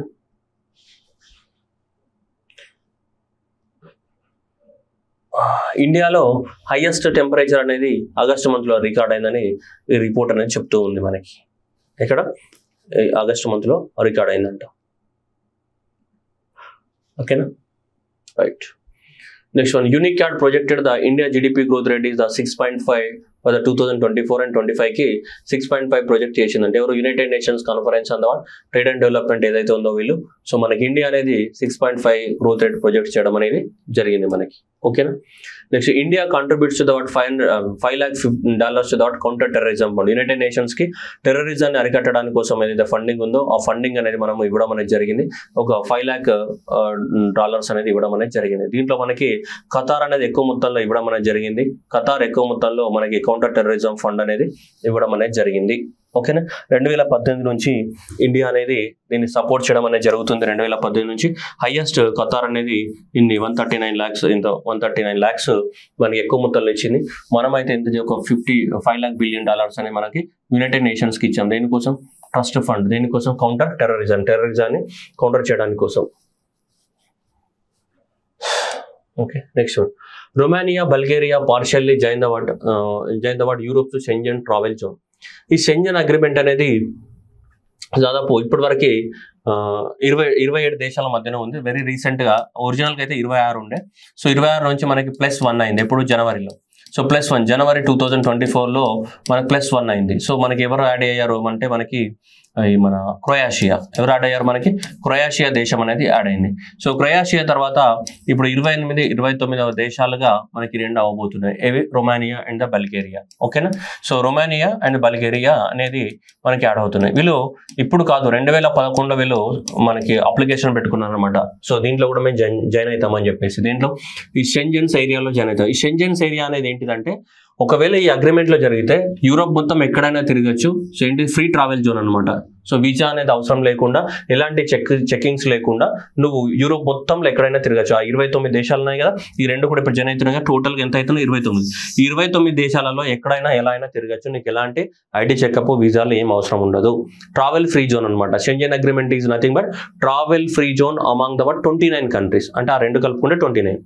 సో మొత్తం ఈ 29 దేశాలలో ఎక్కడికైనా కార్ వేసుకొని పోయి మేఘాలలో తెలిబొమ్మని బైక్ వేసుకుంటావా లేదంటే కార్ వేసుకుంటావా నీ ఇష్టంగానే ఎక్కడైనా సరే దీన్ని ఎవ్వడు అప్పుడు 29 దేశాల్లో ఎక్కడైనా తిరగచ్చు ఫ్రీగా. లేదంటే మనకి ఏం కావాలి? పాస్పోర్ట్ కావాలి, వీసా కావాలి, అంత కథ. ఆ దేశం వీసా అప్రూవల్ ఇవ్వాలి, ఇవన్నీ ఉంటాయి. కానీ మనకి ఎలాంటి లేకుండా తిరిగేదే అగ్రిమెంటే ఇది అనమాట, షెంజన్ అగ్రిమెంట్. సో దీంట్లో ఇవి జాయిన్ అవుతున్నాయి. 2011లో అప్లికేషన్ పెట్టుకున్నాయి. సో 2022లో మనకి సో తీసుకుంటే షెంజన్ అగ్రిమెంట్ లో మనకి క్రొయేషియా జాయిన్ అయిపోయింది. మన లాస్ట్ ఇయర్ 2023లో, నేను 24 అన్నా 23. సో 23లో మనకి క్రొయేషియా జాయిన్ అయింది. సో ఇప్పుడు ఈ 2 కంట్రీస్ కూడా జాయిన్ అవుతాయి అనమాట షెంజన్ అగ్రిమెంట్ అనేది. ఓకేనా, షెంజన్ అగ్రిమెంట్ ఒరిజినల్ గా 1985లో సైన్ చేయడం జరిగింది. అలా స్లోగా నంబర్ ఆఫ్ ద కంట్రీస్ పెరుగుకుంటూ ఇప్పుడు ఎంతకైనా 29 కంట్రీస్ కైనా. ఒరిజినల్ గా 4 ఉండే 5, 6, 7 అట్లా పెరుగుకుంటూ పోయినాయి అనమాట. ఎవరైతే ఈ అగ్రిమెంట్ లో సైన్ చేస్తారో సో ఆ దేశంలోకి ఏం చేయొచ్చు? ఎలాంటి వీసా ఫ్రీలు ఏం లేకుండా ఈజీగా బార్డర్స్ దాటుకో. యూరోప్ కంట్రీస్ ఎంత ఉంటాయమ్మా? చిన్న పక్కనే కదా. పంజాగుట్ట నుంచి అమీర్పేటకి వెళ్తే దేశం దాటొచ్చు. ఇక పంజాగుట్ట నుంచి కూకట్పల్లి దాటితే ఇంకో 4 దేశాలు దాటిపోవచ్చు. మనకి అంత పక్కనే ఉంటాయి కాబట్టి. ఓకేనా, కాగా అండ్ బల్గేరియా. సో మన ఇండియా యొక్క కాగా అండ్ బల్గేరియా యొక్క Bulgarian national audit officer ban. So that is a Bulgarian national audit officer కానీ మరి ఇండియా యొక్క కాగాన్ అగ్రిమెంట్ రాసుకున్నాయి. దేనికోసం? ఇది ఆడిట్ ఆఫీసర్, ఇది ఆడిట్ ఆఫీసర్. దేనికోసం? ఆడిటింగ్ ఏం చేయాలి? బాగా పెంచుకోవాలి. వాళ్ళ దగ్గర ఉన్న మెథడ్స్ మనం నేర్చుకోవాలి, మన దగ్గర ఉన్న మెథడ్స్ ఏం చేయాలి? వాళ్ళు నేర్చుకోవాలి. దానికోసం అగ్రిమెంట్ రాసుకోవడం జరిగింది. Next, UAE India CEPA council links memorandum of understanding with Indian chambers of the commerce. UAE and India CEPA. CEPA అంటే మనకి కాంప్రహెన్సివ్ ఎకనామిక్ పార్ట్నర్షిప్ అగ్రిమెంట్ అనమాట. సెపా అంటే ఇక్కడ చూడండి, సెపా అంటే ఏంటిది? Comprehensive economic partnership agreement. మన ఫిబ్రవరి 2024లోనే మనకి అగ్రిమెంట్స్ రాసుకున్నాము యూఏఈ తోటి. మనకి ఏంటిది? ఎక్కువ మొత్తంలో మనకి ఏం చేయాలి? సో బిజినెస్ జరగాలని చెప్పేసి సో దీన్ని కూడా ఎస్టాబ్లిష్మెంట్ చేసాము. యూఏఈ ఇండియా ఏంటిది? సెపా కౌన్సిల్ని ఎస్టాబ్లిష్మెంట్ చేయడం జరిగింది. ఈ సెపా కౌన్సిల్ అంటే ఏంటిది? సో ఇండియాకి యూఏఈకి మధ్యన ఏం చేయాలి? మనకి కాంప్రహెన్సివ్ అంటే ఏంటిది? ఓవరాల్గా అన్ని వస్తువులను కవర్ చేస్తూ ఎకనామిక్ పార్ట్నర్షిప్ అనమాట. మన దేశం నుంచి వాళ్ళ దేశానికి కానీ, వాళ్ళ దేశం నుంచి మన దేశానికి కానీ ఏముండాలి? ఫ్రీగా ఎక్స్పోర్ట్స్ అండ్ ఇంపోర్ట్ జరుగుతూ ఉండాలి, లేదా అతి తక్కువ ట్యాక్స్ వేస్తూ ఎక్స్పోర్ట్స్ అయినా జరుగుతున్నాయి. ఫ్రీగా కొన్ని ఫ్రీ ఉంటాయి, కొన్ని ఫ్రీ ఉండవు, లో ట్యాక్స్ ఉంటాయి అనమాట. సో అలాంటి అగ్రిమెంట్లలో ఏమంటాం మనం? సెఫా అని చెప్తుంటాం. సెఫా అగ్రిమెంట్ అనమాట. సో ఆ సెఫా అగ్రిమెంట్ ప్రకారంగా ఇప్పుడు ఏం చేశారంటే మన Indian chambers of the commerce ఎవరైతే ఉన్నారో సో వీళ్ళతో మీటింగ్ జరిగింది అనమాట. వీళ్ళు కలిసి మీటింగ్ పెట్టారు. ఎందుకు వీళ్ళతో మీటింగ్ పెట్టారంటే రెండు దేశాల మధ్య ఎక్స్పోర్ట్స్ అండ్ ఇంపోర్ట్స్ బాగా జరగాలి కదా. బాగా జరగాలన్నప్పుడు వీళ్ళతోటే కదా కోఆర్డినేషన్ లో ఉండాల్సింది. సో కాబట్టి ఇండియా యూఏఈ సెపా కౌన్సిల్ అనేది సో వీళ్ళతో మీటింగ్ పెట్టుకుని ఒక అండర్స్టాండింగ్ వచ్చినారు. ఓకే, మీరు ఈ వస్తువులపైన ఇంత ట్యాక్స్ వేయాలి, మేము ఇట్లా ఎక్స్పోర్ట్ చేస్తాం, అట్లా ఎక్స్పోర్ట్ చేస్తామని ఒక అండర్స్టాండింగ్ కి రావడం జరిగింది అనమాట. ఓకే, అర్థమవుతుందా? So this India and UAE and India CEPA council was established in the 2024లో. ఓకేనా? మన దేశం అనేది దాదాపు 84.5 బిలియన్స్ అనేది మనము వ్యాపారం చేస్తున్నాం. మనకి ఎక్కువ మొత్తంలో జెమ్స్ కానీ, జ్యువెలరీస్ కానీ, ఫార్మాస్యూటికల్ కానీ, ఫ్రూట్స్ కానీ, వెజిటేబుల్స్ కానీ ఇవన్నీ ఎక్కువ మొత్తంలో మనము ఎక్స్పోర్ట్ చేయడం జరుగుతుంది. ఈ దేశానికి యూఏఈకి ఇవన్నిట్లనే ఎక్స్పోర్ట్ చేయడం అనేది జరుగుతుంది. దానికోసం వీళ్ళంతా కూడా మీటింగ్ పెట్టడం అనేది జరిగింది. Okay, next one, India Iran signed a long term contract to operate the Chabahar port. Chabahar port అనేది ఎప్పటి నుంచో న్యూస్ లో ఉంది మనకి, చాబహార్ పోర్ట్. అండ్ ఈ మధ్యన అమెరికా వాళ్ళు కూడా దీనికి ఆబ్జెక్షన్ అనేది తెలపడం జరిగింది. మేము ఇరాన్ తోటి మీరు మంచిగా అట్లా ఒప్పందాలు చేసుకోవద్దు, మాకు నచ్చలేదు, పీకలేదు అని చెప్తాం. నీకు నచ్చితే ఏంది, పోతే పోతుంది, దుబాయ్ అని చెప్తాం. మనం కూడా మన దేశం యొక్క మనకు కావాల్సినవి మనకు చాలా ఇంపార్టెంట్, రైట్? సో ఇదంతా కూడా పాకిస్తాన్. అండ్ నెక్స్ట్ ఏముంటుంది ఇక్కడ? ఆఫ్ఘనిస్తాన్. ఆ తర్వాత ఇక్కడ ఉండేదంతా ఏంటిది మనకి? ఇరాన్. సో ఇదంతా ఆఫ్ఘనిస్తాన్, పాకిస్తాన్ ఏంటిది? ఇరాన్. సో కాబట్టి మనం ఏదైనా సరే ఏమైనా తీసుకోవాలంటే ఆఫ్ఘనిస్తాన్ కానీ ఇరాన్ నుంచి ఏమైనా తీసుకొచ్చుకోవాలంటే మనం ఇక్కడ ఇరాన్ నుంచి, ఆఫ్ఘనిస్తాన్ నుంచి, ఇట్లా పాకిస్తాన్ నుంచి రావాలి. కానీ పాకిస్తాన్కి మనకు పడదు కదా. అందుకని చెప్పేసి మనం పాకిస్తాన్ ఏం చేయాలి? బైకాట్ చేయాలా, పాకిస్తాన్ని బైపాస్ చేయాలా. పాకిస్తాన్ని బైపాస్ చేయాలంటే ఏం చేయాలా? సో ఇక్కడ ఆఫ్ఘనిస్తాన్లోకి ఎంట్రీ అవ్వాలంటే మనం పాకిస్తాన్ నుంచే పోవాలి, వేరే ఛాన్స్ లేదు. ఎందుకంటే ల్యాండ్ లాక్డ్ కంట్రీ. సో అందుకని చెప్పేసి మనం ఇట్లా ముంబై పోర్ట్ నుంచి ఎట్టుపోతాం, ఇక్కడికి పోతాం ఇరాన్. సో ఇరాన్లో ఉన్నటువంటి ఏ పోర్ట్కి వెళ్తాం? చాబహార్ పోర్ట్కి వెళ్తాం. ఎక్కడికి? Chabahar port. సో ఈ చాబహార్ పోర్ట్కి వెళ్తే ఈ చాబహార్ పోర్ట్ నుంచి మనం మళ్ళీ రోడ్డు అండ్ రైల్వే రూట్ ద్వారా ఎక్కడికి వెళ్తాం? మనకి సో ఆఫ్ఘనిస్తాన్ కూడా వెళ్తాం మనం. ఓకేనా? సో ఆఫ్ఘనిస్తాన్ కూడా వెళ్తాం. అక్కడ ఆఫ్ఘనిస్తాన్లో మనం ఐరన్ ఓర్ మైన్స్ కొన్నాం, అజిగాక్ మైన్స్ అని ఉంటాయి. ఇక్కడ ఆఫ్ఘనిస్తాన్లో ఉన్నటువంటి ఈ మైన్స్ నుంచి మనం ఏమైనా తీసుకొని వచ్చేసి మళ్ళీ చాబహార్ పోర్ట్ నుంచి సీ రూట్ ద్వారా తిరిగి మనం ఎక్కడికి? ఈ ముంబై పోర్ట్స్ కానీ, కాన్లా పోర్ట్ కానీ మనకి రావడానికి అవకాశం ఉంది. జనరల్గా ఏంటంటే మనం పాకిస్తాన్ని బైపాస్ చేయాలి. ఓకే, పాకిస్తాన్ని బైపాస్ చేయడానికి కోసం మనకి ఇరాన్ని వాడుకుంటున్నాం. ఎందుకంటే ఆఫ్ఘనిస్తాన్లో ఉన్న వనరుల్ని మనం వాడుకోవాలంటే వేరే ఆల్టర్నేటివ్ లేదు మనకి. అర్థమవుతుందా? సో అది పాయింట్. ఇలా మనకి 2015లో ఈ అగ్రిమెంట్ రాసుకున్నాం అనమాట. ఎప్పుడు? 2015లో. 2016 నుంచి ఎగ్జిక్యూషన్ స్టార్ట్ అయింది. అయితే మనకు ఆఫ్ఘనిస్తాన్ సాయం కూడా అవసరం కదా. 2016లో ఆఫ్ఘనిస్తాన్ తోటి కూడా మనం అగ్రిమెంట్ రాసుకున్నాం అన్నారు. ముగ్గురు కలిసి. ఎవరు? సో మనకి ఇక్కడ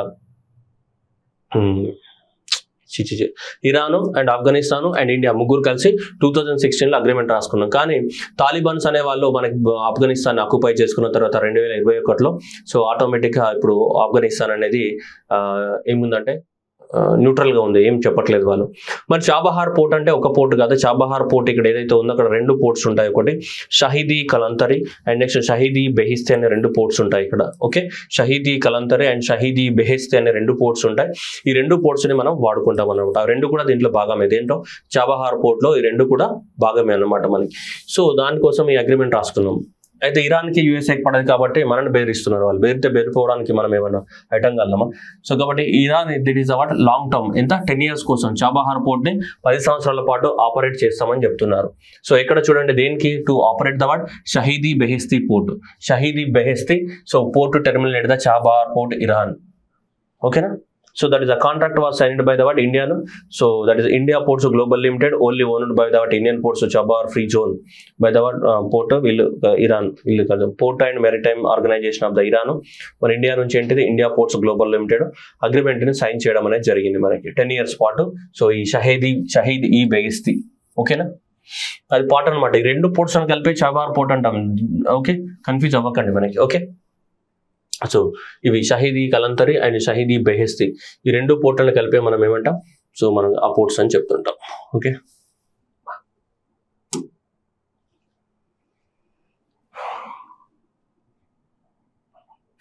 నాన్ స్టాప్ మాట్లాడాలంటే గొంతును వస్తుంది. ఇన్ని గంటలు నాన్ స్టాప్ మాట్లాడాలి. Just wait for 1 minute.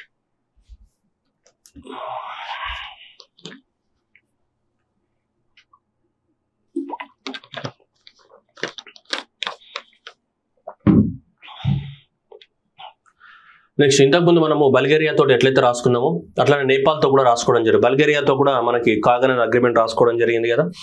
So కాగన్ అగ్రిమెంట్ రాసుకుంది. అట్లాగే ఇక్కడ మన నేపాల్ తోటి కూడా అగ్రిమెంట్ రాసుకున్నాం దేనికి సంబంధించి. సో వీటికి వాళ్ళకు కూడా ఆడిటింగ్ లో హెల్ప్ చేయాలి మనకి. వాళ్ళకు కూడా ఏంటిది మనకి ఆడిటింగ్ లో హెల్ప్ చేయాలన్నమాట మనకి. సేమ్ బల్గేరియాతో రాసుకున్నాం, యాజ్ వెల్ యాజ్ ఏంటిది నేపాల్తో కూడా రాసుకోవడం జరిగింది. కాగ్ అనేది వాళ్ళ దేశంలో ఉన్నటువంటి ఏంటిది supreme auditing institutions of the India and the Nepal. వాళ్ళ దేశంలో ఉన్నటువంటి కాగ్, మన దేశంలో ఉన్నటువంటి కాగ్, ఇద్దరు కలిసి ఏం చేయాలి? కాకి లెక్కలు వేసుకోవాలి. అంతకుముందు ఎవరితో రాసుకున్నాం? బల్గేరియాతో కూడా రాసుకోవడం జరిగింది. నెక్స్ట్ వన్ అదే కదా, బల్గేరియా తోటి ఆల్రెడీ చెప్పడం జరిగింది. నెక్స్ట్ వన్ ఎవరితో? కంబోడియా తోటి మనం అగ్రిమెంట్ రాసుకున్నాం. మనకు సంబంధించినటువంటి ఎవరు? Department of the administrative reforms and public grievances. మన డిపార్ట్మెంట్ ఎవరైతే ఉన్నారో మనకి వాళ్ళు, and ministry of the civil services Cambodia. So next 5 సంవత్సరాల పాటు ఏంటిదంటే ఈ సివిల్ సర్వీసెస్ కి సంబంధించినటువంటి ట్రైనింగ్ ఇవ్వడానికి కోసం, that is human resource development. ఈ సివిల్ సర్వీసెస్ ఏవైతే ఉన్నాయో ఈ సివిల్ సర్వీసెస్ కి సంబంధించి ఏమి ఇవ్వడానికి కోసం? ట్రైనింగ్ ఇవ్వడానికి కోసం. ఒకరికొకరు ఏమి ఇవ్వాలి? ట్రైనింగ్ ఇవ్వాలి సివిల్ సర్వీసెస్ లో. దానికోసం ఇండియా మరియు ఏంటిది కంబోడియా. సో మన దగ్గర సివిల్ సర్వీసెస్ ట్రైనింగ్ ఏ మినిస్ట్రీ కింద ఉంటుంది? మినిస్ట్రీ ఆఫ్ ద పర్సనలే కదా. Ministry of the personal public grievances and pensions వీళ్ళ కిందనే ఉంటుంది కదా సివిల్ సర్వీసెస్. అలా మన ఏ దేశంతో మనకి సో కంబోడియా తోటి అగ్రిమెంట్ రాసుకోవడం జరిగింది. సో మనకి 5 years పాటు సివిల్ సర్వీసెస్ లో ట్రైనింగ్ ఇవ్వడానికి కోసం. నెక్స్ట్ ఆదాని. సో ఆదాని అనేది శ్రీలంక తోటి 20 years అగ్రిమెంట్ రాసుకోవడం జరిగింది అక్కడ విండ్ పవర్ ప్లాంట్స్ పెట్టడానికి కోసం. ఇక్కడ so Adani power. So that is the government of the Sri Lanka signed power purchase 20 years Adani power తోటి అక్కడ పెట్టడానికి కోసం వాళ్ళకి. ఓకేనా? As per the agreement so 8.26% అనేది ఒక కిలోవాట్ అవర్ లో వచ్చిన ఇన్కమ్ ఏదైతే అవుతుందో దాంట్లో 8.26% అనేది శ్రీలంక గవర్నమెంట్ కి పే చేయాల్సి ఉంటుంది. అండ్ నెక్స్ట్ ఎక్కడ అంటే వాళ్ళకి మన్నార్ రీజియన్ లో అండ్ పూనరైన్ రీజియన్ లోపల శ్రీలంకలో మనకి అదాని పవర్ అనేది విండ్ పవర్స్ ని పెట్టడానికి కోసం నిర్ణయం అనేది తీసుకోవడం జరిగింది. ఓకే,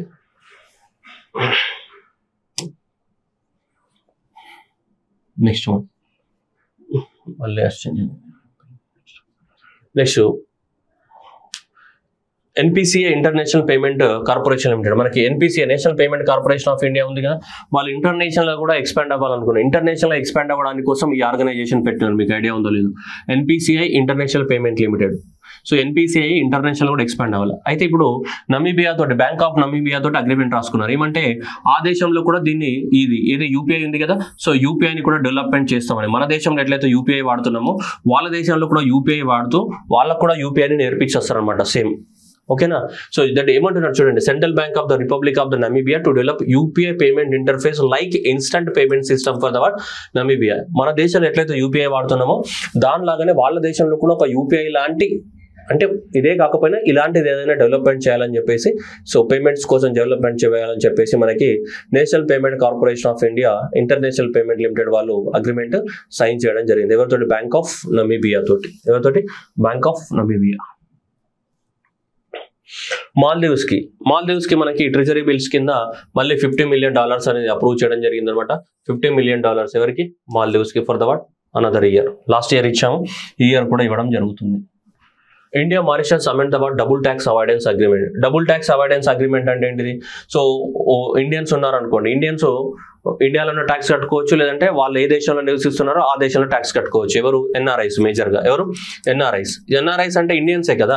సో కాకపోతే వేరే దేశం, సపోజ్ ఇండియాలో ఉంటున్నారు, మారిషస్లో ఉంటున్నారు అనుకోండి, ఇలా రెండు దేశాలలో ఉంటున్నారు. సో ట్యాక్స్ అనేది వాళ్ళు ఇండియాలో కట్టుకోవచ్చు, లేదంటే మారిషస్ అన్నా కట్టుకోవడానికి అవకాశం ఉన్నాయి. ట్యాక్స్ అనేది ఎక్కడైనా కట్టుకోవచ్చు. ఒక దేశంలో కడితే ఇంకో దేశంలో మనం ట్యాక్స్ కట్టాల్సిన అవసరం లేదు. సపోజ్ వాళ్ళు మారిషస్లో ట్యాక్స్ కట్టారనుకోండి, ఇండియాలో కట్టాల్సిన అవసరం లేదు. ఒక సపోజ్ ఇండియాలో కట్టారనుకోండి, మారిషస్లో కట్టాల్సిన అవసరం లేదు. అలాంటి అగ్రిమెంట్ ఏమంటాం మనం? డబుల్ ట్యాక్స్ అవాయిడెన్స్ అని చెప్తుంటాం. ఏంటిది? Double tax avoidance. సో అంటే 2 సార్లు ట్యాక్స్ కట్టాల్సిన అవసరం లేదు. కానీ దీనివల్ల ఏమవుతుందంటే చాలా మంది సో ట్యాక్స్ ఎగ్గొడుతున్నారు. డబుల్ ట్యాక్స్ అవాయిడెన్స్ కాదు, మొత్తం ట్యాక్స్ ఎగ్గొడుతున్నారు. అందువల్ల ఇప్పుడు ఏం చేశారంటే మనలో అగ్రిమెంట్ మార్చారనమాట. ట్యాక్స్ ఎగ్గొట్టడం కాదు, ట్యాక్స్ పే చేయాలి. కానీ చాలా మంది చేసిన ట్యాక్స్ ఎగ్గొట్టడానికి కోసమే వేరే వేరే దేశాలలో ట్యాక్స్ కట్టుకుంటున్నారు.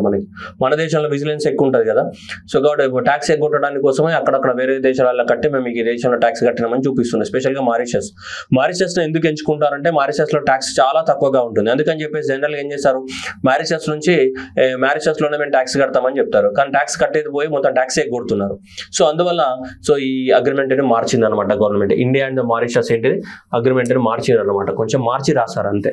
ఓకే, అంతకుమించి ఏం లేదు ఇలా చెప్పడానికి. Next European Union and India. So ఇక్కడ European Union and plus India, so ఇద్దరు కలిసి ఒక అగ్రిమెంట్ లాంచ్ చేయడం అనేది జరిగింది. సో దేంట్లో?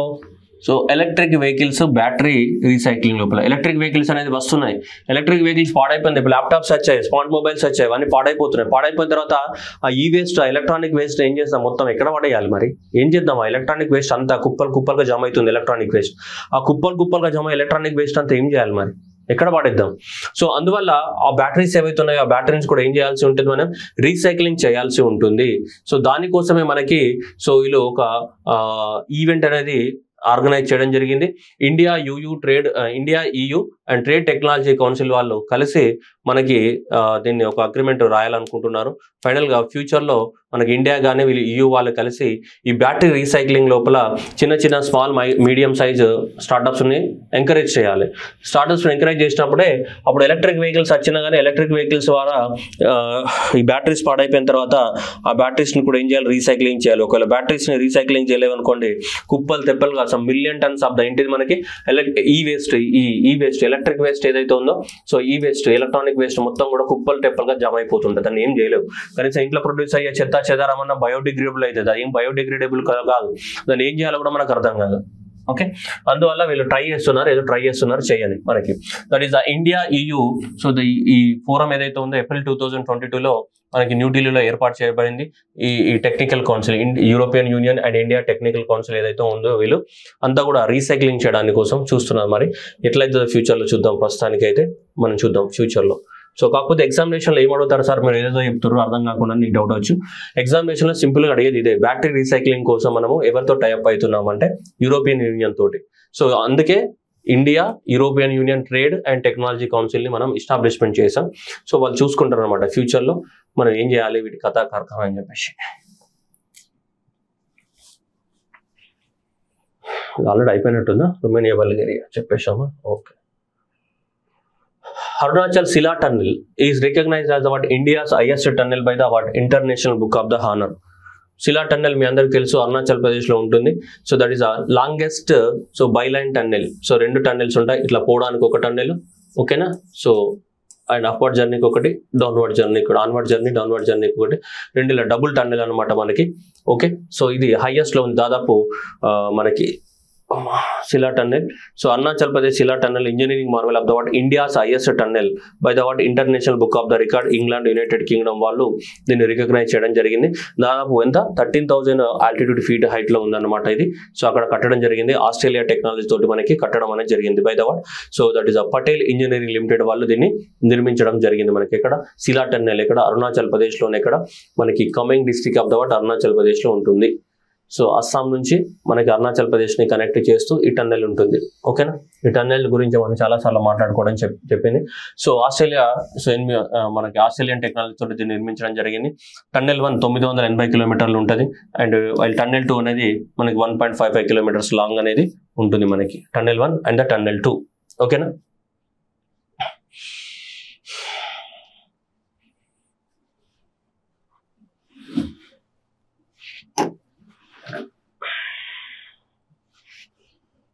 Okay. So virtual inaugurated by the what Narendra Modi on the March 9th of 2024 రోజు శిలా టన్నెల్ని ఇనాగ్రేట్ చేయడం అనేది జరిగింది. ఓకే, ఇంకా శిలా టన్నెల్ పూర్తిగా కంప్లీట్ కాలేదు, బట్ ఎనీవే సో ఉన్న దాంట్లో ఇనాగ్రేట్ చేయడం జరిగింది ఎలక్షన్ స్టంట్ కాబట్టి. టన్నెల్ 1 అండ్ టన్నెల్ 2 రెండు 980 meters long single tube tunnel, and tunnel 2 is about 1555 meter long twin tube tunnel. Okay, tubes అంటే ఇవి అనమాట. సింగిల్ ట్యూబ్ అంటే ఇలా ఒక ట్యూబే ఉంటుంది అనమాట, ఇలా ఒక ట్యూబ్ ఉంటుంది. అండ్ ట్విన్ టన్నెల్స్ అంటే ఇలా ట్యూబ్ ఉంటుంది కదా, ఇలా టన్నెల్స్ ఉండి అండ్ దీంట్లో ఇలా ఉంటుంది అనమాట. మళ్ళీ ఇట్లా పోవచ్చు అండ్ ఇట్లా రావచ్చు అనమాట. ఇట్లా ఉంటాయి రెండు టన్నెల్స్. ఇది సింగిల్ ట్యూబ్, ఇది మనకేంటిది ట్విన్ ట్యూబ్ టన్నెల్స్ అని చెప్తుంటాం మనం. ఆస్ట్రేలియన్ టన్నెలింగ్ మెథడ్స్ తోటి దీన్ని కట్టడం అనేది జరిగింది. ఎవరు? పటేల్ ఇంజనీరింగ్ లిమిటెడ్ వాళ్ళు కట్టింది. ఎంత 13,000 feet హైట్ లో ఉంటుంది from the what sea level. So international book of the honour London లో ఎవరైతే ఉన్నారో వాళ్ళు international book of honour. Okay, Guinness book of records కాదు, లిమ్కా బుక్ ఆఫ్ రికార్డ్స్ కాదు. ఎగ్జామినేషన్ లో గిన్నీస్ బుక్ ఆఫ్ రికార్డ్స్ అని ఇస్తే కరెక్ట్ పెట్టారు. ఇది ఏంది గిన్నీస్ బుక్ ఆఫ్ రికార్డ్స్ కాదు. మనకి చిన్నప్పటి నుంచి మైండ్ లో Guinness book of records, Guinness book of records కాదు, international book of honour. Okay, recognise India's highest tunnel international అయితే 13,000 feet హైట్. ఓకేనా. China emerged as the largest trading partner of the India in 2024 with $118 billion according to the GTRI report. GTRI report that is given by the Global Trade Research అనే ఒక organisation ఎప్పుడు దాని మీద research చేస్తుంటది.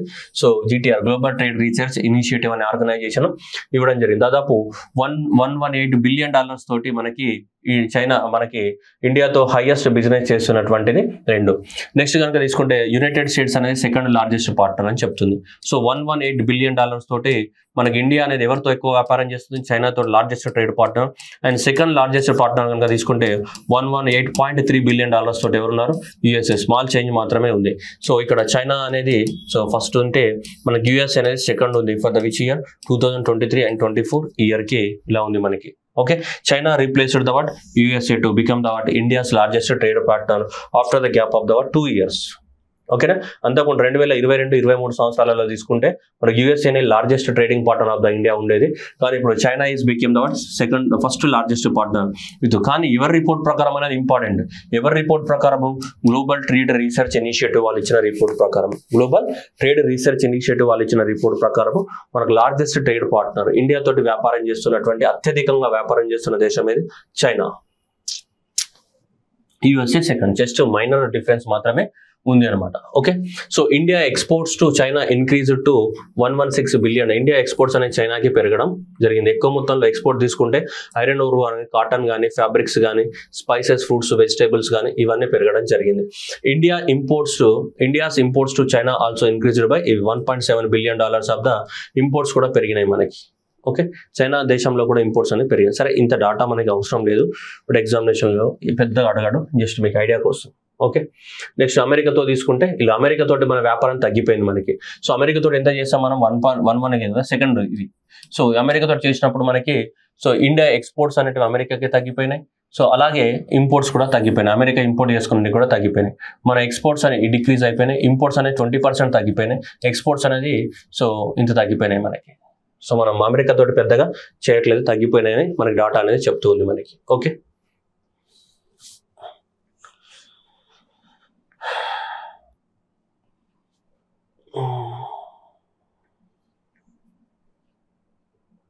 Next వాళ్ళ తర్వాత next ఎవరు అంటే మనకి సో యునైటెడ్ అరబ్ ఎమిరేట్స్ అనేది third largest partner, and followed by the what Russia, and then followed by the what Saudi Arabia and Singapore అనేటివి ఇవి నెక్స్ట్ పార్ట్నర్స్ అనమాట మనకి టోటల్ గా. ఓకేనా, first China, second USA, third వచ్చేది UAE. So UAE అయితే $83 billion తోటి UAE అనేది, followed by the what Russia $65 billion. So $65 billion తోటి ఏముంది మనకి రష్యా అనేది ఉంది. ఓకే,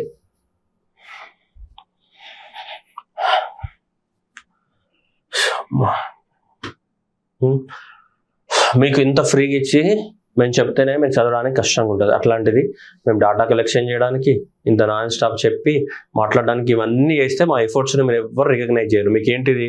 మీకు అనుకున్నది మీకు కావాలి. ఇది స్టూడెంట్ మైండ్ సెట్ ఇట్లనే ఉంటుంది. నేను ఓపెన్గా చెప్తున్నాను, మీరు నన్ను తిట్టుకున్నా నో ప్రాబ్లం. మీకు ఏంటిదంటే మీకు కావాల్సింది ఇస్తే మంచోడు, లేకపోతే లేదు, వేస్ట్ కట్టరా అనుకుంటుంది మనసులో, అంతే కదా. అది ఏ స్టూడెంట్ అయినా అంతే అనుకోండి. సో బట్ చెప్తున్నా మీకు ఏంటంటే మా ఎఫర్ట్స్ కూడా తెలవాలి కదా, మీకు చూడడానికి ఇంత కష్టం ఉంటుంది, అబ్బా 2 గంటలు చూడాలన్నా, అబ్బా ఇన్ని గంటలు గుర్తుపెట్టుకోవాలన్నా, అండ్ మీకే అట్లా ఉంటే ఈ డాటా ప్రిపేర్ చేయడానికి, డాటా కలెక్ట్ చేయడానికి, డాటా అనాలిసిస్ చేయడానికి ఇవన్నీ మాకు ఎన్ని రోజులు బట్టి ఉండాలి? మీకు 2 గంటలు రెడీమేడ్కి ఇస్తే చూడడానికి నొప్పి లేస్తుంది మనకి. ఓకే, ఇది ఓపెన్ ఫ్యాక్ట్, నేను ఏదో ఆవేశంతో అలా ఏం చెప్పట్లేదు, this is the what open fact. Okay, and నా క్లాసెస్ అయితే ఓన్లీ సీరియస్ స్టూడెంట్స్ మాత్రమే చూస్తారు, మిగతా వాళ్ళు ఎవరు చూడరు. ఎందుకంటే సీరియస్ స్టూడెంట్స్కి మాత్రమే సబ్జెక్ట్ కావాలి, ఓపిక ఉండాలన్న ఉంటుంది, వాళ్ళు మాత్రమే చూస్తారు. నెక్స్ట్ గూగుల్ లాంచ్ చేసే what Google wallet for the what Android users in India. Google wallet అనేది లాంచ్ చేశారు, దీంట్లో నువ్వు అన్ని స్టోర్ చేసుకోవచ్చు. ఏంటిది, నీ కార్డ్స్ కానీ, బస్ టికెట్స్ కానీ, ఐడి కార్డ్స్ కానీ, ఏం కావాలో అవన్నీ స్టోర్ చేసుకోవచ్చు అనమాట నీకు. ఓకేనా. Next one Mahindra and Mahindra. So ministry of the what ఏంటిది, మనకి స్కిల్ ట్రైనింగ్ కోసం మనకి, సో ఇది ministry of the skill develop వీళ్ళు కానీ అండ్ మహీంద్రా కానీ, సో వీళ్ళు టైఅప్ అయినారు అనమాట మనకి. సో మనకి స్కిల్ ట్రైనింగ్ ఇవ్వడానికి కోసం, ఎవరికి, ఉమెన్కి స్కిల్ ట్రైనింగ్ ఇవ్వడానికి కోసం మనకి Mahindra and skill training, national skill training ఇన్స్టిట్యూట్తో టైఅప్ అయ్యారు. సో హైదరాబాద్లో ఒకటి అండ్ నోయిడాలో ఉత్తరప్రదేశ్లో ఏదైతే ఉందో దాంట్లో ఉమెన్కి ఎక్కువ మొత్తంలో డ్రోన్ టెక్నాలజీలో ట్రైనింగ్ ఇవ్వడానికి కోసం మనకి మహీంద్రా అనేది టైఅప్ అవ్వడం అనేది జరిగింది. దాదాపు 500 ఉమెన్కి సో మనకి డ్రోన్ ట్రైనింగ్ ఇవ్వడానికి కోసం సో మహీంద్రా వాళ్ళు టైఅప్ అవ్వడం అనేది జరిగింది. ఒకటి హైదరాబాద్లో అండ్ నోయిడా ఉత్తరప్రదేశ్లో ఉన్నటువంటి నేషనల్ స్కిల్ ట్రైనింగ్ ఇన్స్టిట్యూట్స్ ఏవైతే ఉన్నాయో సో అక్కడ మహీంద్రా వాళ్ళు డ్రోన్స్ కి ట్రైనింగ్ ఇస్తారంట, ఎవరికి, ఉమెన్ కి. PhonePe collaborates with LankaPay to promote the UPI payments అని. PhonePe of the, so ఇది Bengaluru based PhonePe and శ్రీలంకలో ఉన్న లంకా పేమెంట్స్ ఇదేంటిది, so central bank of the Sri Lanka తోటి ఏంటిది యూపీఐ పేమెంట్స్ ని ప్రమోట్ చేయడానికి కోసం టైఅప్ అవడం అనేది జరిగింది. Next Indian army and the Puneet Balana group partner to live the what India's, so that is a constitution park in Pune. కాన్స్టిట్యూషన్లో ఉన్నటువంటి ఏవైతే ఉన్నాయో అవన్నీ కూడా ఒక పార్క్ డెవలప్మెంట్ చేశారు. కాన్స్టిట్యూషన్కి సంబంధించినట్టు అన్ని ఆ పార్క్లో రాయడం జరిగింది. Developed by the what Indian army India. So Puneet Balan group వాళ్ళు కలిసి వీళ్ళు దీన్ని లాంచ్ చేయడం అనేది జరిగింది ఇక్కడ. సో పూణేలో లాంచ్ చేయడం జరిగింది కాన్స్టిట్యూషన్ పార్క్ అనమాట. అంటే అక్కడ అన్ని కాన్స్టిట్యూషన్కి సంబంధించిన బొమ్మలు ఉంటాయి అనమాట పార్క్లో. నువ్వు కూడా తిరుగుకుంటూ అంబేద్కర్ ఏం చెప్పిండు, దాదాబాయి ఏం చెప్పిండు, జవహర్లాల్ నెహ్రూ ఏం చెప్పిండు, నువ్వు కూడా కాన్స్టిట్యూషన్ దగ్గర సెల్ఫీ తీసుకొని we the people of India solemnly resolved in to the what so and so XYZ. Okay, next Mazagaon dock.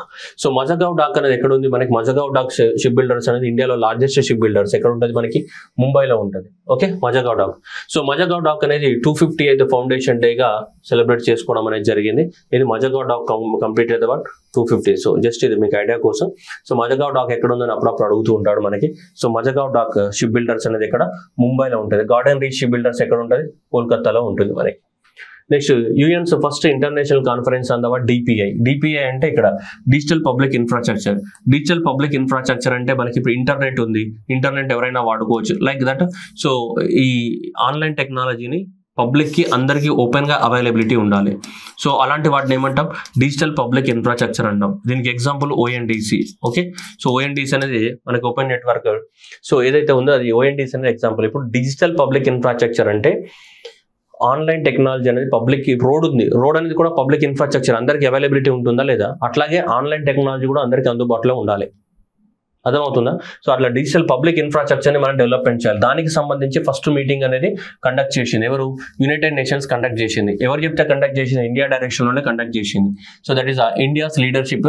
So in న్యూయార్క్లో జరిగింది కాన్ఫరెన్స్ అనేది. దాని పేరు ఏంటిదంటే ఇక్కడ చూడండి, citizen stock and the digital public infrastructure transformative and technology for the citizens. ఎందుకు మన ఇండియా డైరెక్షన్లో చేశారంటే, మన ఇండియాలో G20 కాన్ఫరెన్స్ జరిగినప్పుడు ఇండియా అనేది దీని మీద గుచ్చి చెప్పింది, ప్రపంచ దేశాలన్నీ కూడా డిజిటల్ పబ్లిక్ ఇన్ఫ్రాస్ట్రక్చర్ని డెవలప్మెంట్ చేయాలి.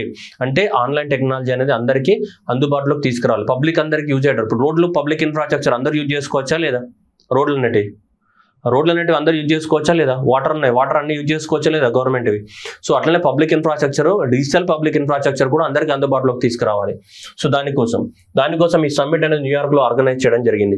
ఈ సమ్మిట్ యొక్క థీమ్ కూడా ఏంటిదంటే, మనకి G20 యొక్క థీమ్ ఏంటిది మనకి ఇదే కదా. సో వసుదైక కుటుంబం, 1 ఎర్త్ 1 ఫ్యామిలీ 1 ఫ్యూచర్ అనే థీమ్ తోటి సెలబ్రేట్ చేస్తామా లేదా, సెప్టెంబర్ 2020 G20 సమ్మిట్. సో ఈ సమ్మిట్ కూడా సో అదే థీమ్ తోటి సెలబ్రేట్ చేస్తాం. ఏంటిది, వసుదైక కుటుంబం అనే థీమ్ తోటే సెలబ్రేట్ చేస్తాం. That is citizen stack initiative పేరుతోటి. ఓకేనా. సో దేనిపైన, డిజిటల్ పబ్లిక్ ఇన్ఫ్రాస్ట్రక్చర్ పైన. This was the award UN's first international conference on the digital public infrastructure. అర్థమవుతుందా. So digital public infrastructure.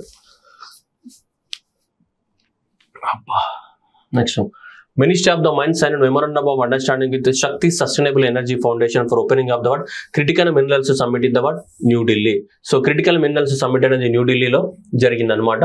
So అక్కడ వాళ్ళకు ఒక అండర్స్టాండింగ్ ఒక అగ్రిమెంట్ రాసుకున్నారు. ఎవరికి? శక్తి మినరల్స్ తోటి ఒక అండర్స్టాండింగ్ రాసుకున్నారు. సరే వాళ్ళతో అగ్రిమెంట్ రాసుకుంటే మనకి ఎందుకు కానీ అది అవసరం లేదు. మనకు కావాల్సింది ఏంటిదంటే ఈ పాయింట్ ఇది. సో క్రిటికల్ మినరల్స్ సమ్మిట్ ఎక్కడ జరిగింది? ఢిల్లీలో జరిగింది. సో క్రిటికల్ మినరల్స్ సమ్మిట్ ఢిల్లీలో జరిగింది కదా. సో ఈ క్రిటికల్ మినరల్స్ అంటే ఏంటిది అనేది మనకు చాలా చాలా ఇంపార్టెంట్. ఓకే, సో ఇది ఢిల్లీలో మనకి సమ్మిట్ జరిగింది 29th ఏప్రిల్ నుంచి 30th వరకు. ఇది క్రిటికల్ మినరల్స్ సమ్మిట్. అయితే యాక్చువల్గా చాలా సార్లు ఎగ్జామ్లు అడుగుతుంటే క్రిటికల్ మినరల్స్ అంటే ఏంటిదని అడగడానికి ఛాన్స్ ఉంది మనకి ఎగ్జామినేషన్ లో. So there at the summit ఈ సమ్మిట్ లోపల 8 కీ మినరల్స్ గురించి డిస్కస్ చేశారు, which are identified the key focus areas. Critical minerals అంటే అవి ఫ్యూచర్ లో చాలా అవసరం, అతి తక్కువగా అవైలబిలిటీ ఉంటాయి కానీ వాటి యూజ్ అనేది చాలా ఎక్కువగా ఉంటుంది. దాంట్లో తీసుకుంటే ఇక్కడ పొటాష్, గ్లూకోనైట్ కానీ, లిథియం కానీ, lithium rare earth metals and chromium కానీ, ప్లాటినం గ్రూప్ కానీ, గ్రాఫైట్ కానీ, టంగ్స్టన్ అసోసియేటెడ్ విత్ గ్రాఫైట్ కానీ, రేర్ ఎర్త్ కానీ, వెనాడియం కానీ ఏవైతే ఉన్నాయో ఇవి ఎక్కువ మొత్తంలో ఈ 8 మినరల్స్ ని ఐడెంటిఫై చేశారనమాట. ఈ 8 మినరల్స్ అనేది ఫ్యూచర్ లో మనకి ఎలక్ట్రిక్ వెహికల్స్ కి చాలా ఇంపార్టెంట్ అనమాట. సో ఎలక్ట్రిక్ వెహికల్స్ ని డెవలప్మెంట్ చేయడానికి 8 మినరల్స్ అనేది చాలా ఇంపార్టెంట్. సో అందువల్ల సో వీటిని ఎక్కువ మొత్తంలో వీటిని ఫోకస్ చేయాల్సిన అవసరం ఉంది, డెవలప్మెంట్ చేయాల్సిన అవసరం ఉంది. వేరే దేశాల నుంచి అగ్రిమెంట్ రాసుకొని వాటన్నిటిని కూడా మన ఇండియాకి తీసుకురావాల్సిన అవసరం కూడా ఉంది అన్నమాట. ఓకేనా? So right.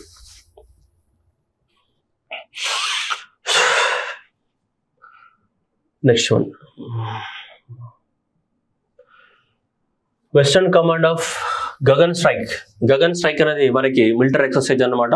మన పంజాబ్ లో జరిగింది. 3 day మిలిటరీ ఎక్సర్సైజెస్ పంజాబ్ లో జరిగింది. ఎవరెవరు?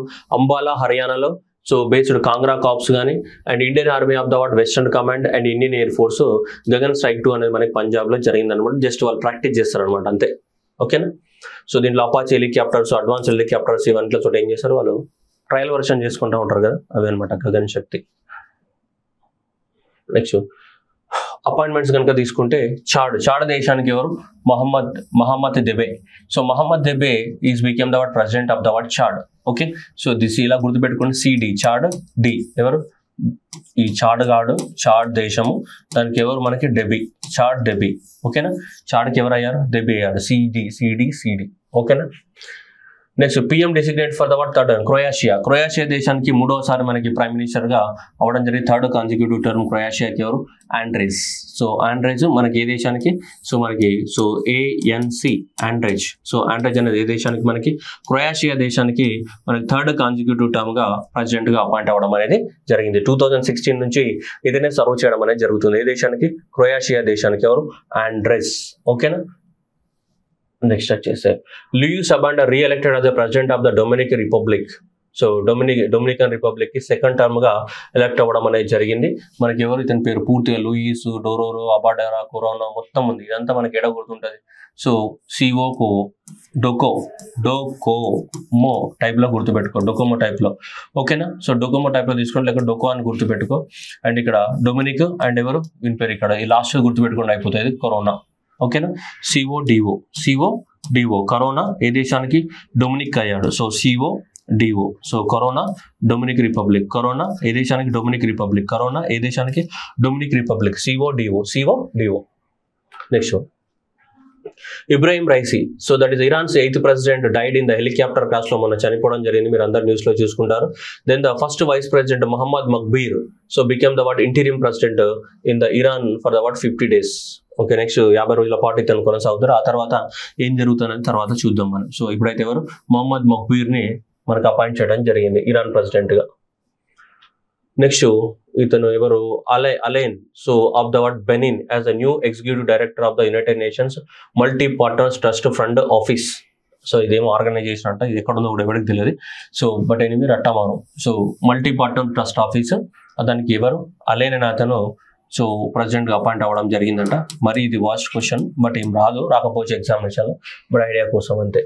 Next Putin appointed the what so prime minister ని ఎవరిని? సో మిఖిల్ మిషుతిషి. ఓకేనా? మైకెల్ మిషుస్తిన్ ని ప్రైమ్ మినిస్టర్ గా అపాయింట్ చేయడం జరిగింది. పుతిన్ అనంతరం 5వసారి ప్రెసిడెంట్ అయ్యాడు పుతిన్. సో పుతిన్ 5వసారి ప్రెసిడెంట్ అయ్యాడు. ఇప్పుడు మనకి ఎవరు? ప్రైమ్ మినిస్టర్ ఎవరిని అపాయింట్ చేశారు? ఎవరిని? Michael of the Russia. So Michael Mishustin as what Russian President Vladimir Putin appointed the what Michael Mishustin as what Prime Minister. Okay, replace the one so Dmitry Medvedev. ఇంతకుముందు Dmitry Medvedev ఉండే, అతను replace చేసి ఇతన్ని appoint చేయడం అనేది జరిగింది. ఎవరిని? మైకెల్ని. Next Scotland parliament elected the John Swinney as our new first minister అన్నాడు. న్యూ ఫస్ట్ మినిస్టర్ ఎందుకంటారంటే ఈ స్కాట్లాండ్ అనేది మనకి బ్రిటన్లో, గ్రేట్ బ్రిటన్లో పార్ట్, అంటే వీళ్ళకి ఇండిపెండెన్స్ ఉంటుంది కానీ వీళ్ళు వేరే దేశం కాదనమాట.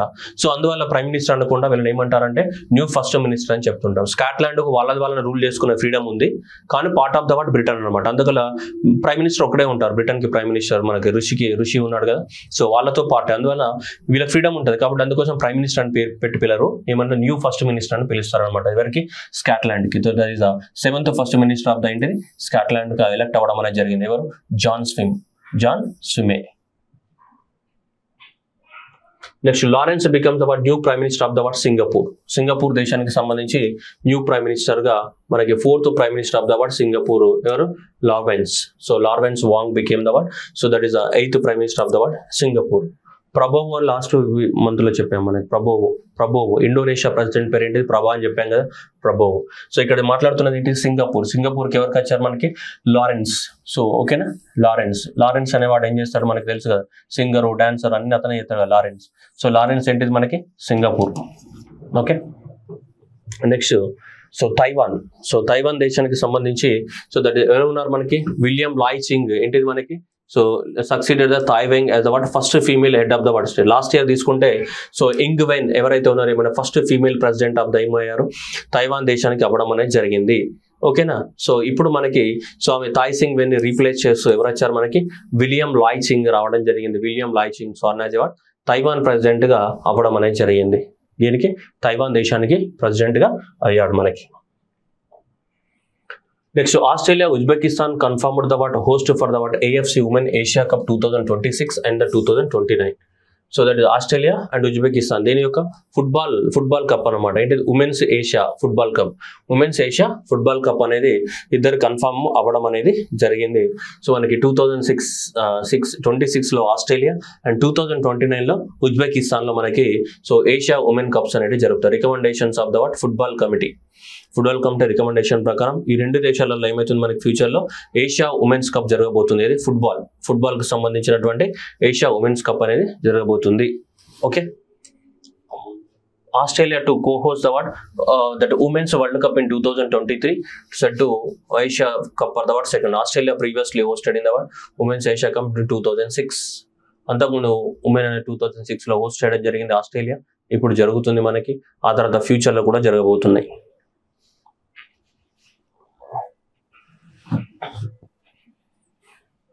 Next one, Brazil declared FIFA women world cup for the 2027. 2027 లో బ్రెజిల్ లో జరగబోతుంది మనకి. ఇది మనకి ఫిఫాది, ఏషియాది కాదు, ప్రపంచం మొత్తం ఆడేది. ఏషియాది వేరేది, ప్రపంచం మొత్తం ఆడేది Brazil. So Brazil declared to the host of the FIFA women's world cup 2027. So మనకి ఓవరాల్ గా okay, Brazil became the first South American country to hold the women's world cup, beating the Belgium, Netherlands, జర్మనీని కాదని చెప్పేసి ఈ దేశానికి ఇవ్వడం అనేది జరిగింది. మన బ్యాంకాక్ థాయిలాండ్ లో జరిగిన మీటింగ్ లో ఈ నిర్ణయం అనేది తీసుకోవడం అనేది జరిగింది. ఓకేనా. Next, China defeats Indonesia in the Thomas cup and the Uber cup. Thomas cup and Uber cup ఏదైతే ఉందో సో దీనిలో సంబంధించి మనకి బ్యాడ్మింటన్ కి సంబంధించినవి కదా, థామస్ కప్ కానీ ఉబర్ కప్ కానీ దేనికి సంబంధించిన బ్యాడ్మింటన్ కి సంబంధించిన బియూటీ బట్ట గుర్తుపెట్టుకోవాలి. బియూటీ బట్ట అంటే బ్యాడ్మింటన్ కి సంబంధించిన కప్స్ ఇవేవి. ఉబర్ కప్, థామస్ కప్ దేనికి సంబంధించిన బ్యాడ్మింటన్ కి సంబంధించిన. ఈ రెండిట్లలో కూడా థామస్ కప్ అండ్ ఉబర్ కప్లలో రెండిట్లలో కూడా చైనా వాళ్ళే గెలవడం అనేది జరిగింది. So Thomas cup, Uber cups రెండిట్లలో తీసుకుంటే ఫస్ట్ మెన్స్ సింగిల్స్ తీసుకుంటే Shi Yuqi China, and first men's doubles అని తీసుకుంటే ఇవన్నీ. సో ఓవరాల్ ఇది అవసరం లేదు, బట్ చైనా గుర్తుంటే చాలు, మరి అంత అవసరం లేదు బ్యాడ్మింటన్స్ లో. సో చైనా అనే గురించి కప్స్ కదా, ఈ కప్స్ అంటే టీమ్స్ ఆడతాయి, ఇవన్నీ కూడా ఇండివిజువల్ పర్సన్స్ ఆడతారు, పెద్ద పెద్ద టీమ్స్ ఆడతాయి ఇందులో. అందువల్ల థామస్ కప్ కానీ ఉబర్ కప్ కానీ రెండు కూడా ఎవరు గెలుచుకున్నారు, చైనానే గెలుచుకోవడం జరిగింది. దీనికి సంబంధించి బ్యాడ్మింటన్ కి సంబంధించి. Okay, so badminton Asia championship, so Asia champions men singles అయితే సో ఇక్కడ Jonathan Christian, and next men singles అయితే సో ఇది ఉమెన్ సింగిల్స్ అయితే వాంగ్జీ చైనా గెలవడం జరిగింది. ఇది badminton Asia championship. Okay, last month current affairs లో కూడా చెప్పడం జరిగింది, మళ్ళీ రిపీట్ అవుతుంది ఇది. So men singles Jonathan and women singles అయితే ఎవరు, వాంగ్జీ. ఇది ఏషియా బ్యాడ్మింటన్ ఛాంపియన్షిప్. ఓకేనా. Coca Cola India announces the first ever partnership with hockey India for the what national hockey league, national women's hockey league. So national women's hockey league కి sponsor అనమాట ఎవరు, Coca Cola Indian foundation వాళ్ళు. So మనకి national women's hockey league 2024-25 కి so మనకి sponsorship అనేది అందించడం జరుగుతుంది. ఓకేనా. The first phase of the tournament will commences from the 30th April 2024 and conclude on the 9th May 2024 Ranchi Jharkhand లో కన్క్లూడ్ అవ్వడం జరిగింది. మనకి 8 టీమ్స్ అనేది పార్టిసిపేట్ చేయడం అనేది జరిగింది మనకి. ఓకేనా.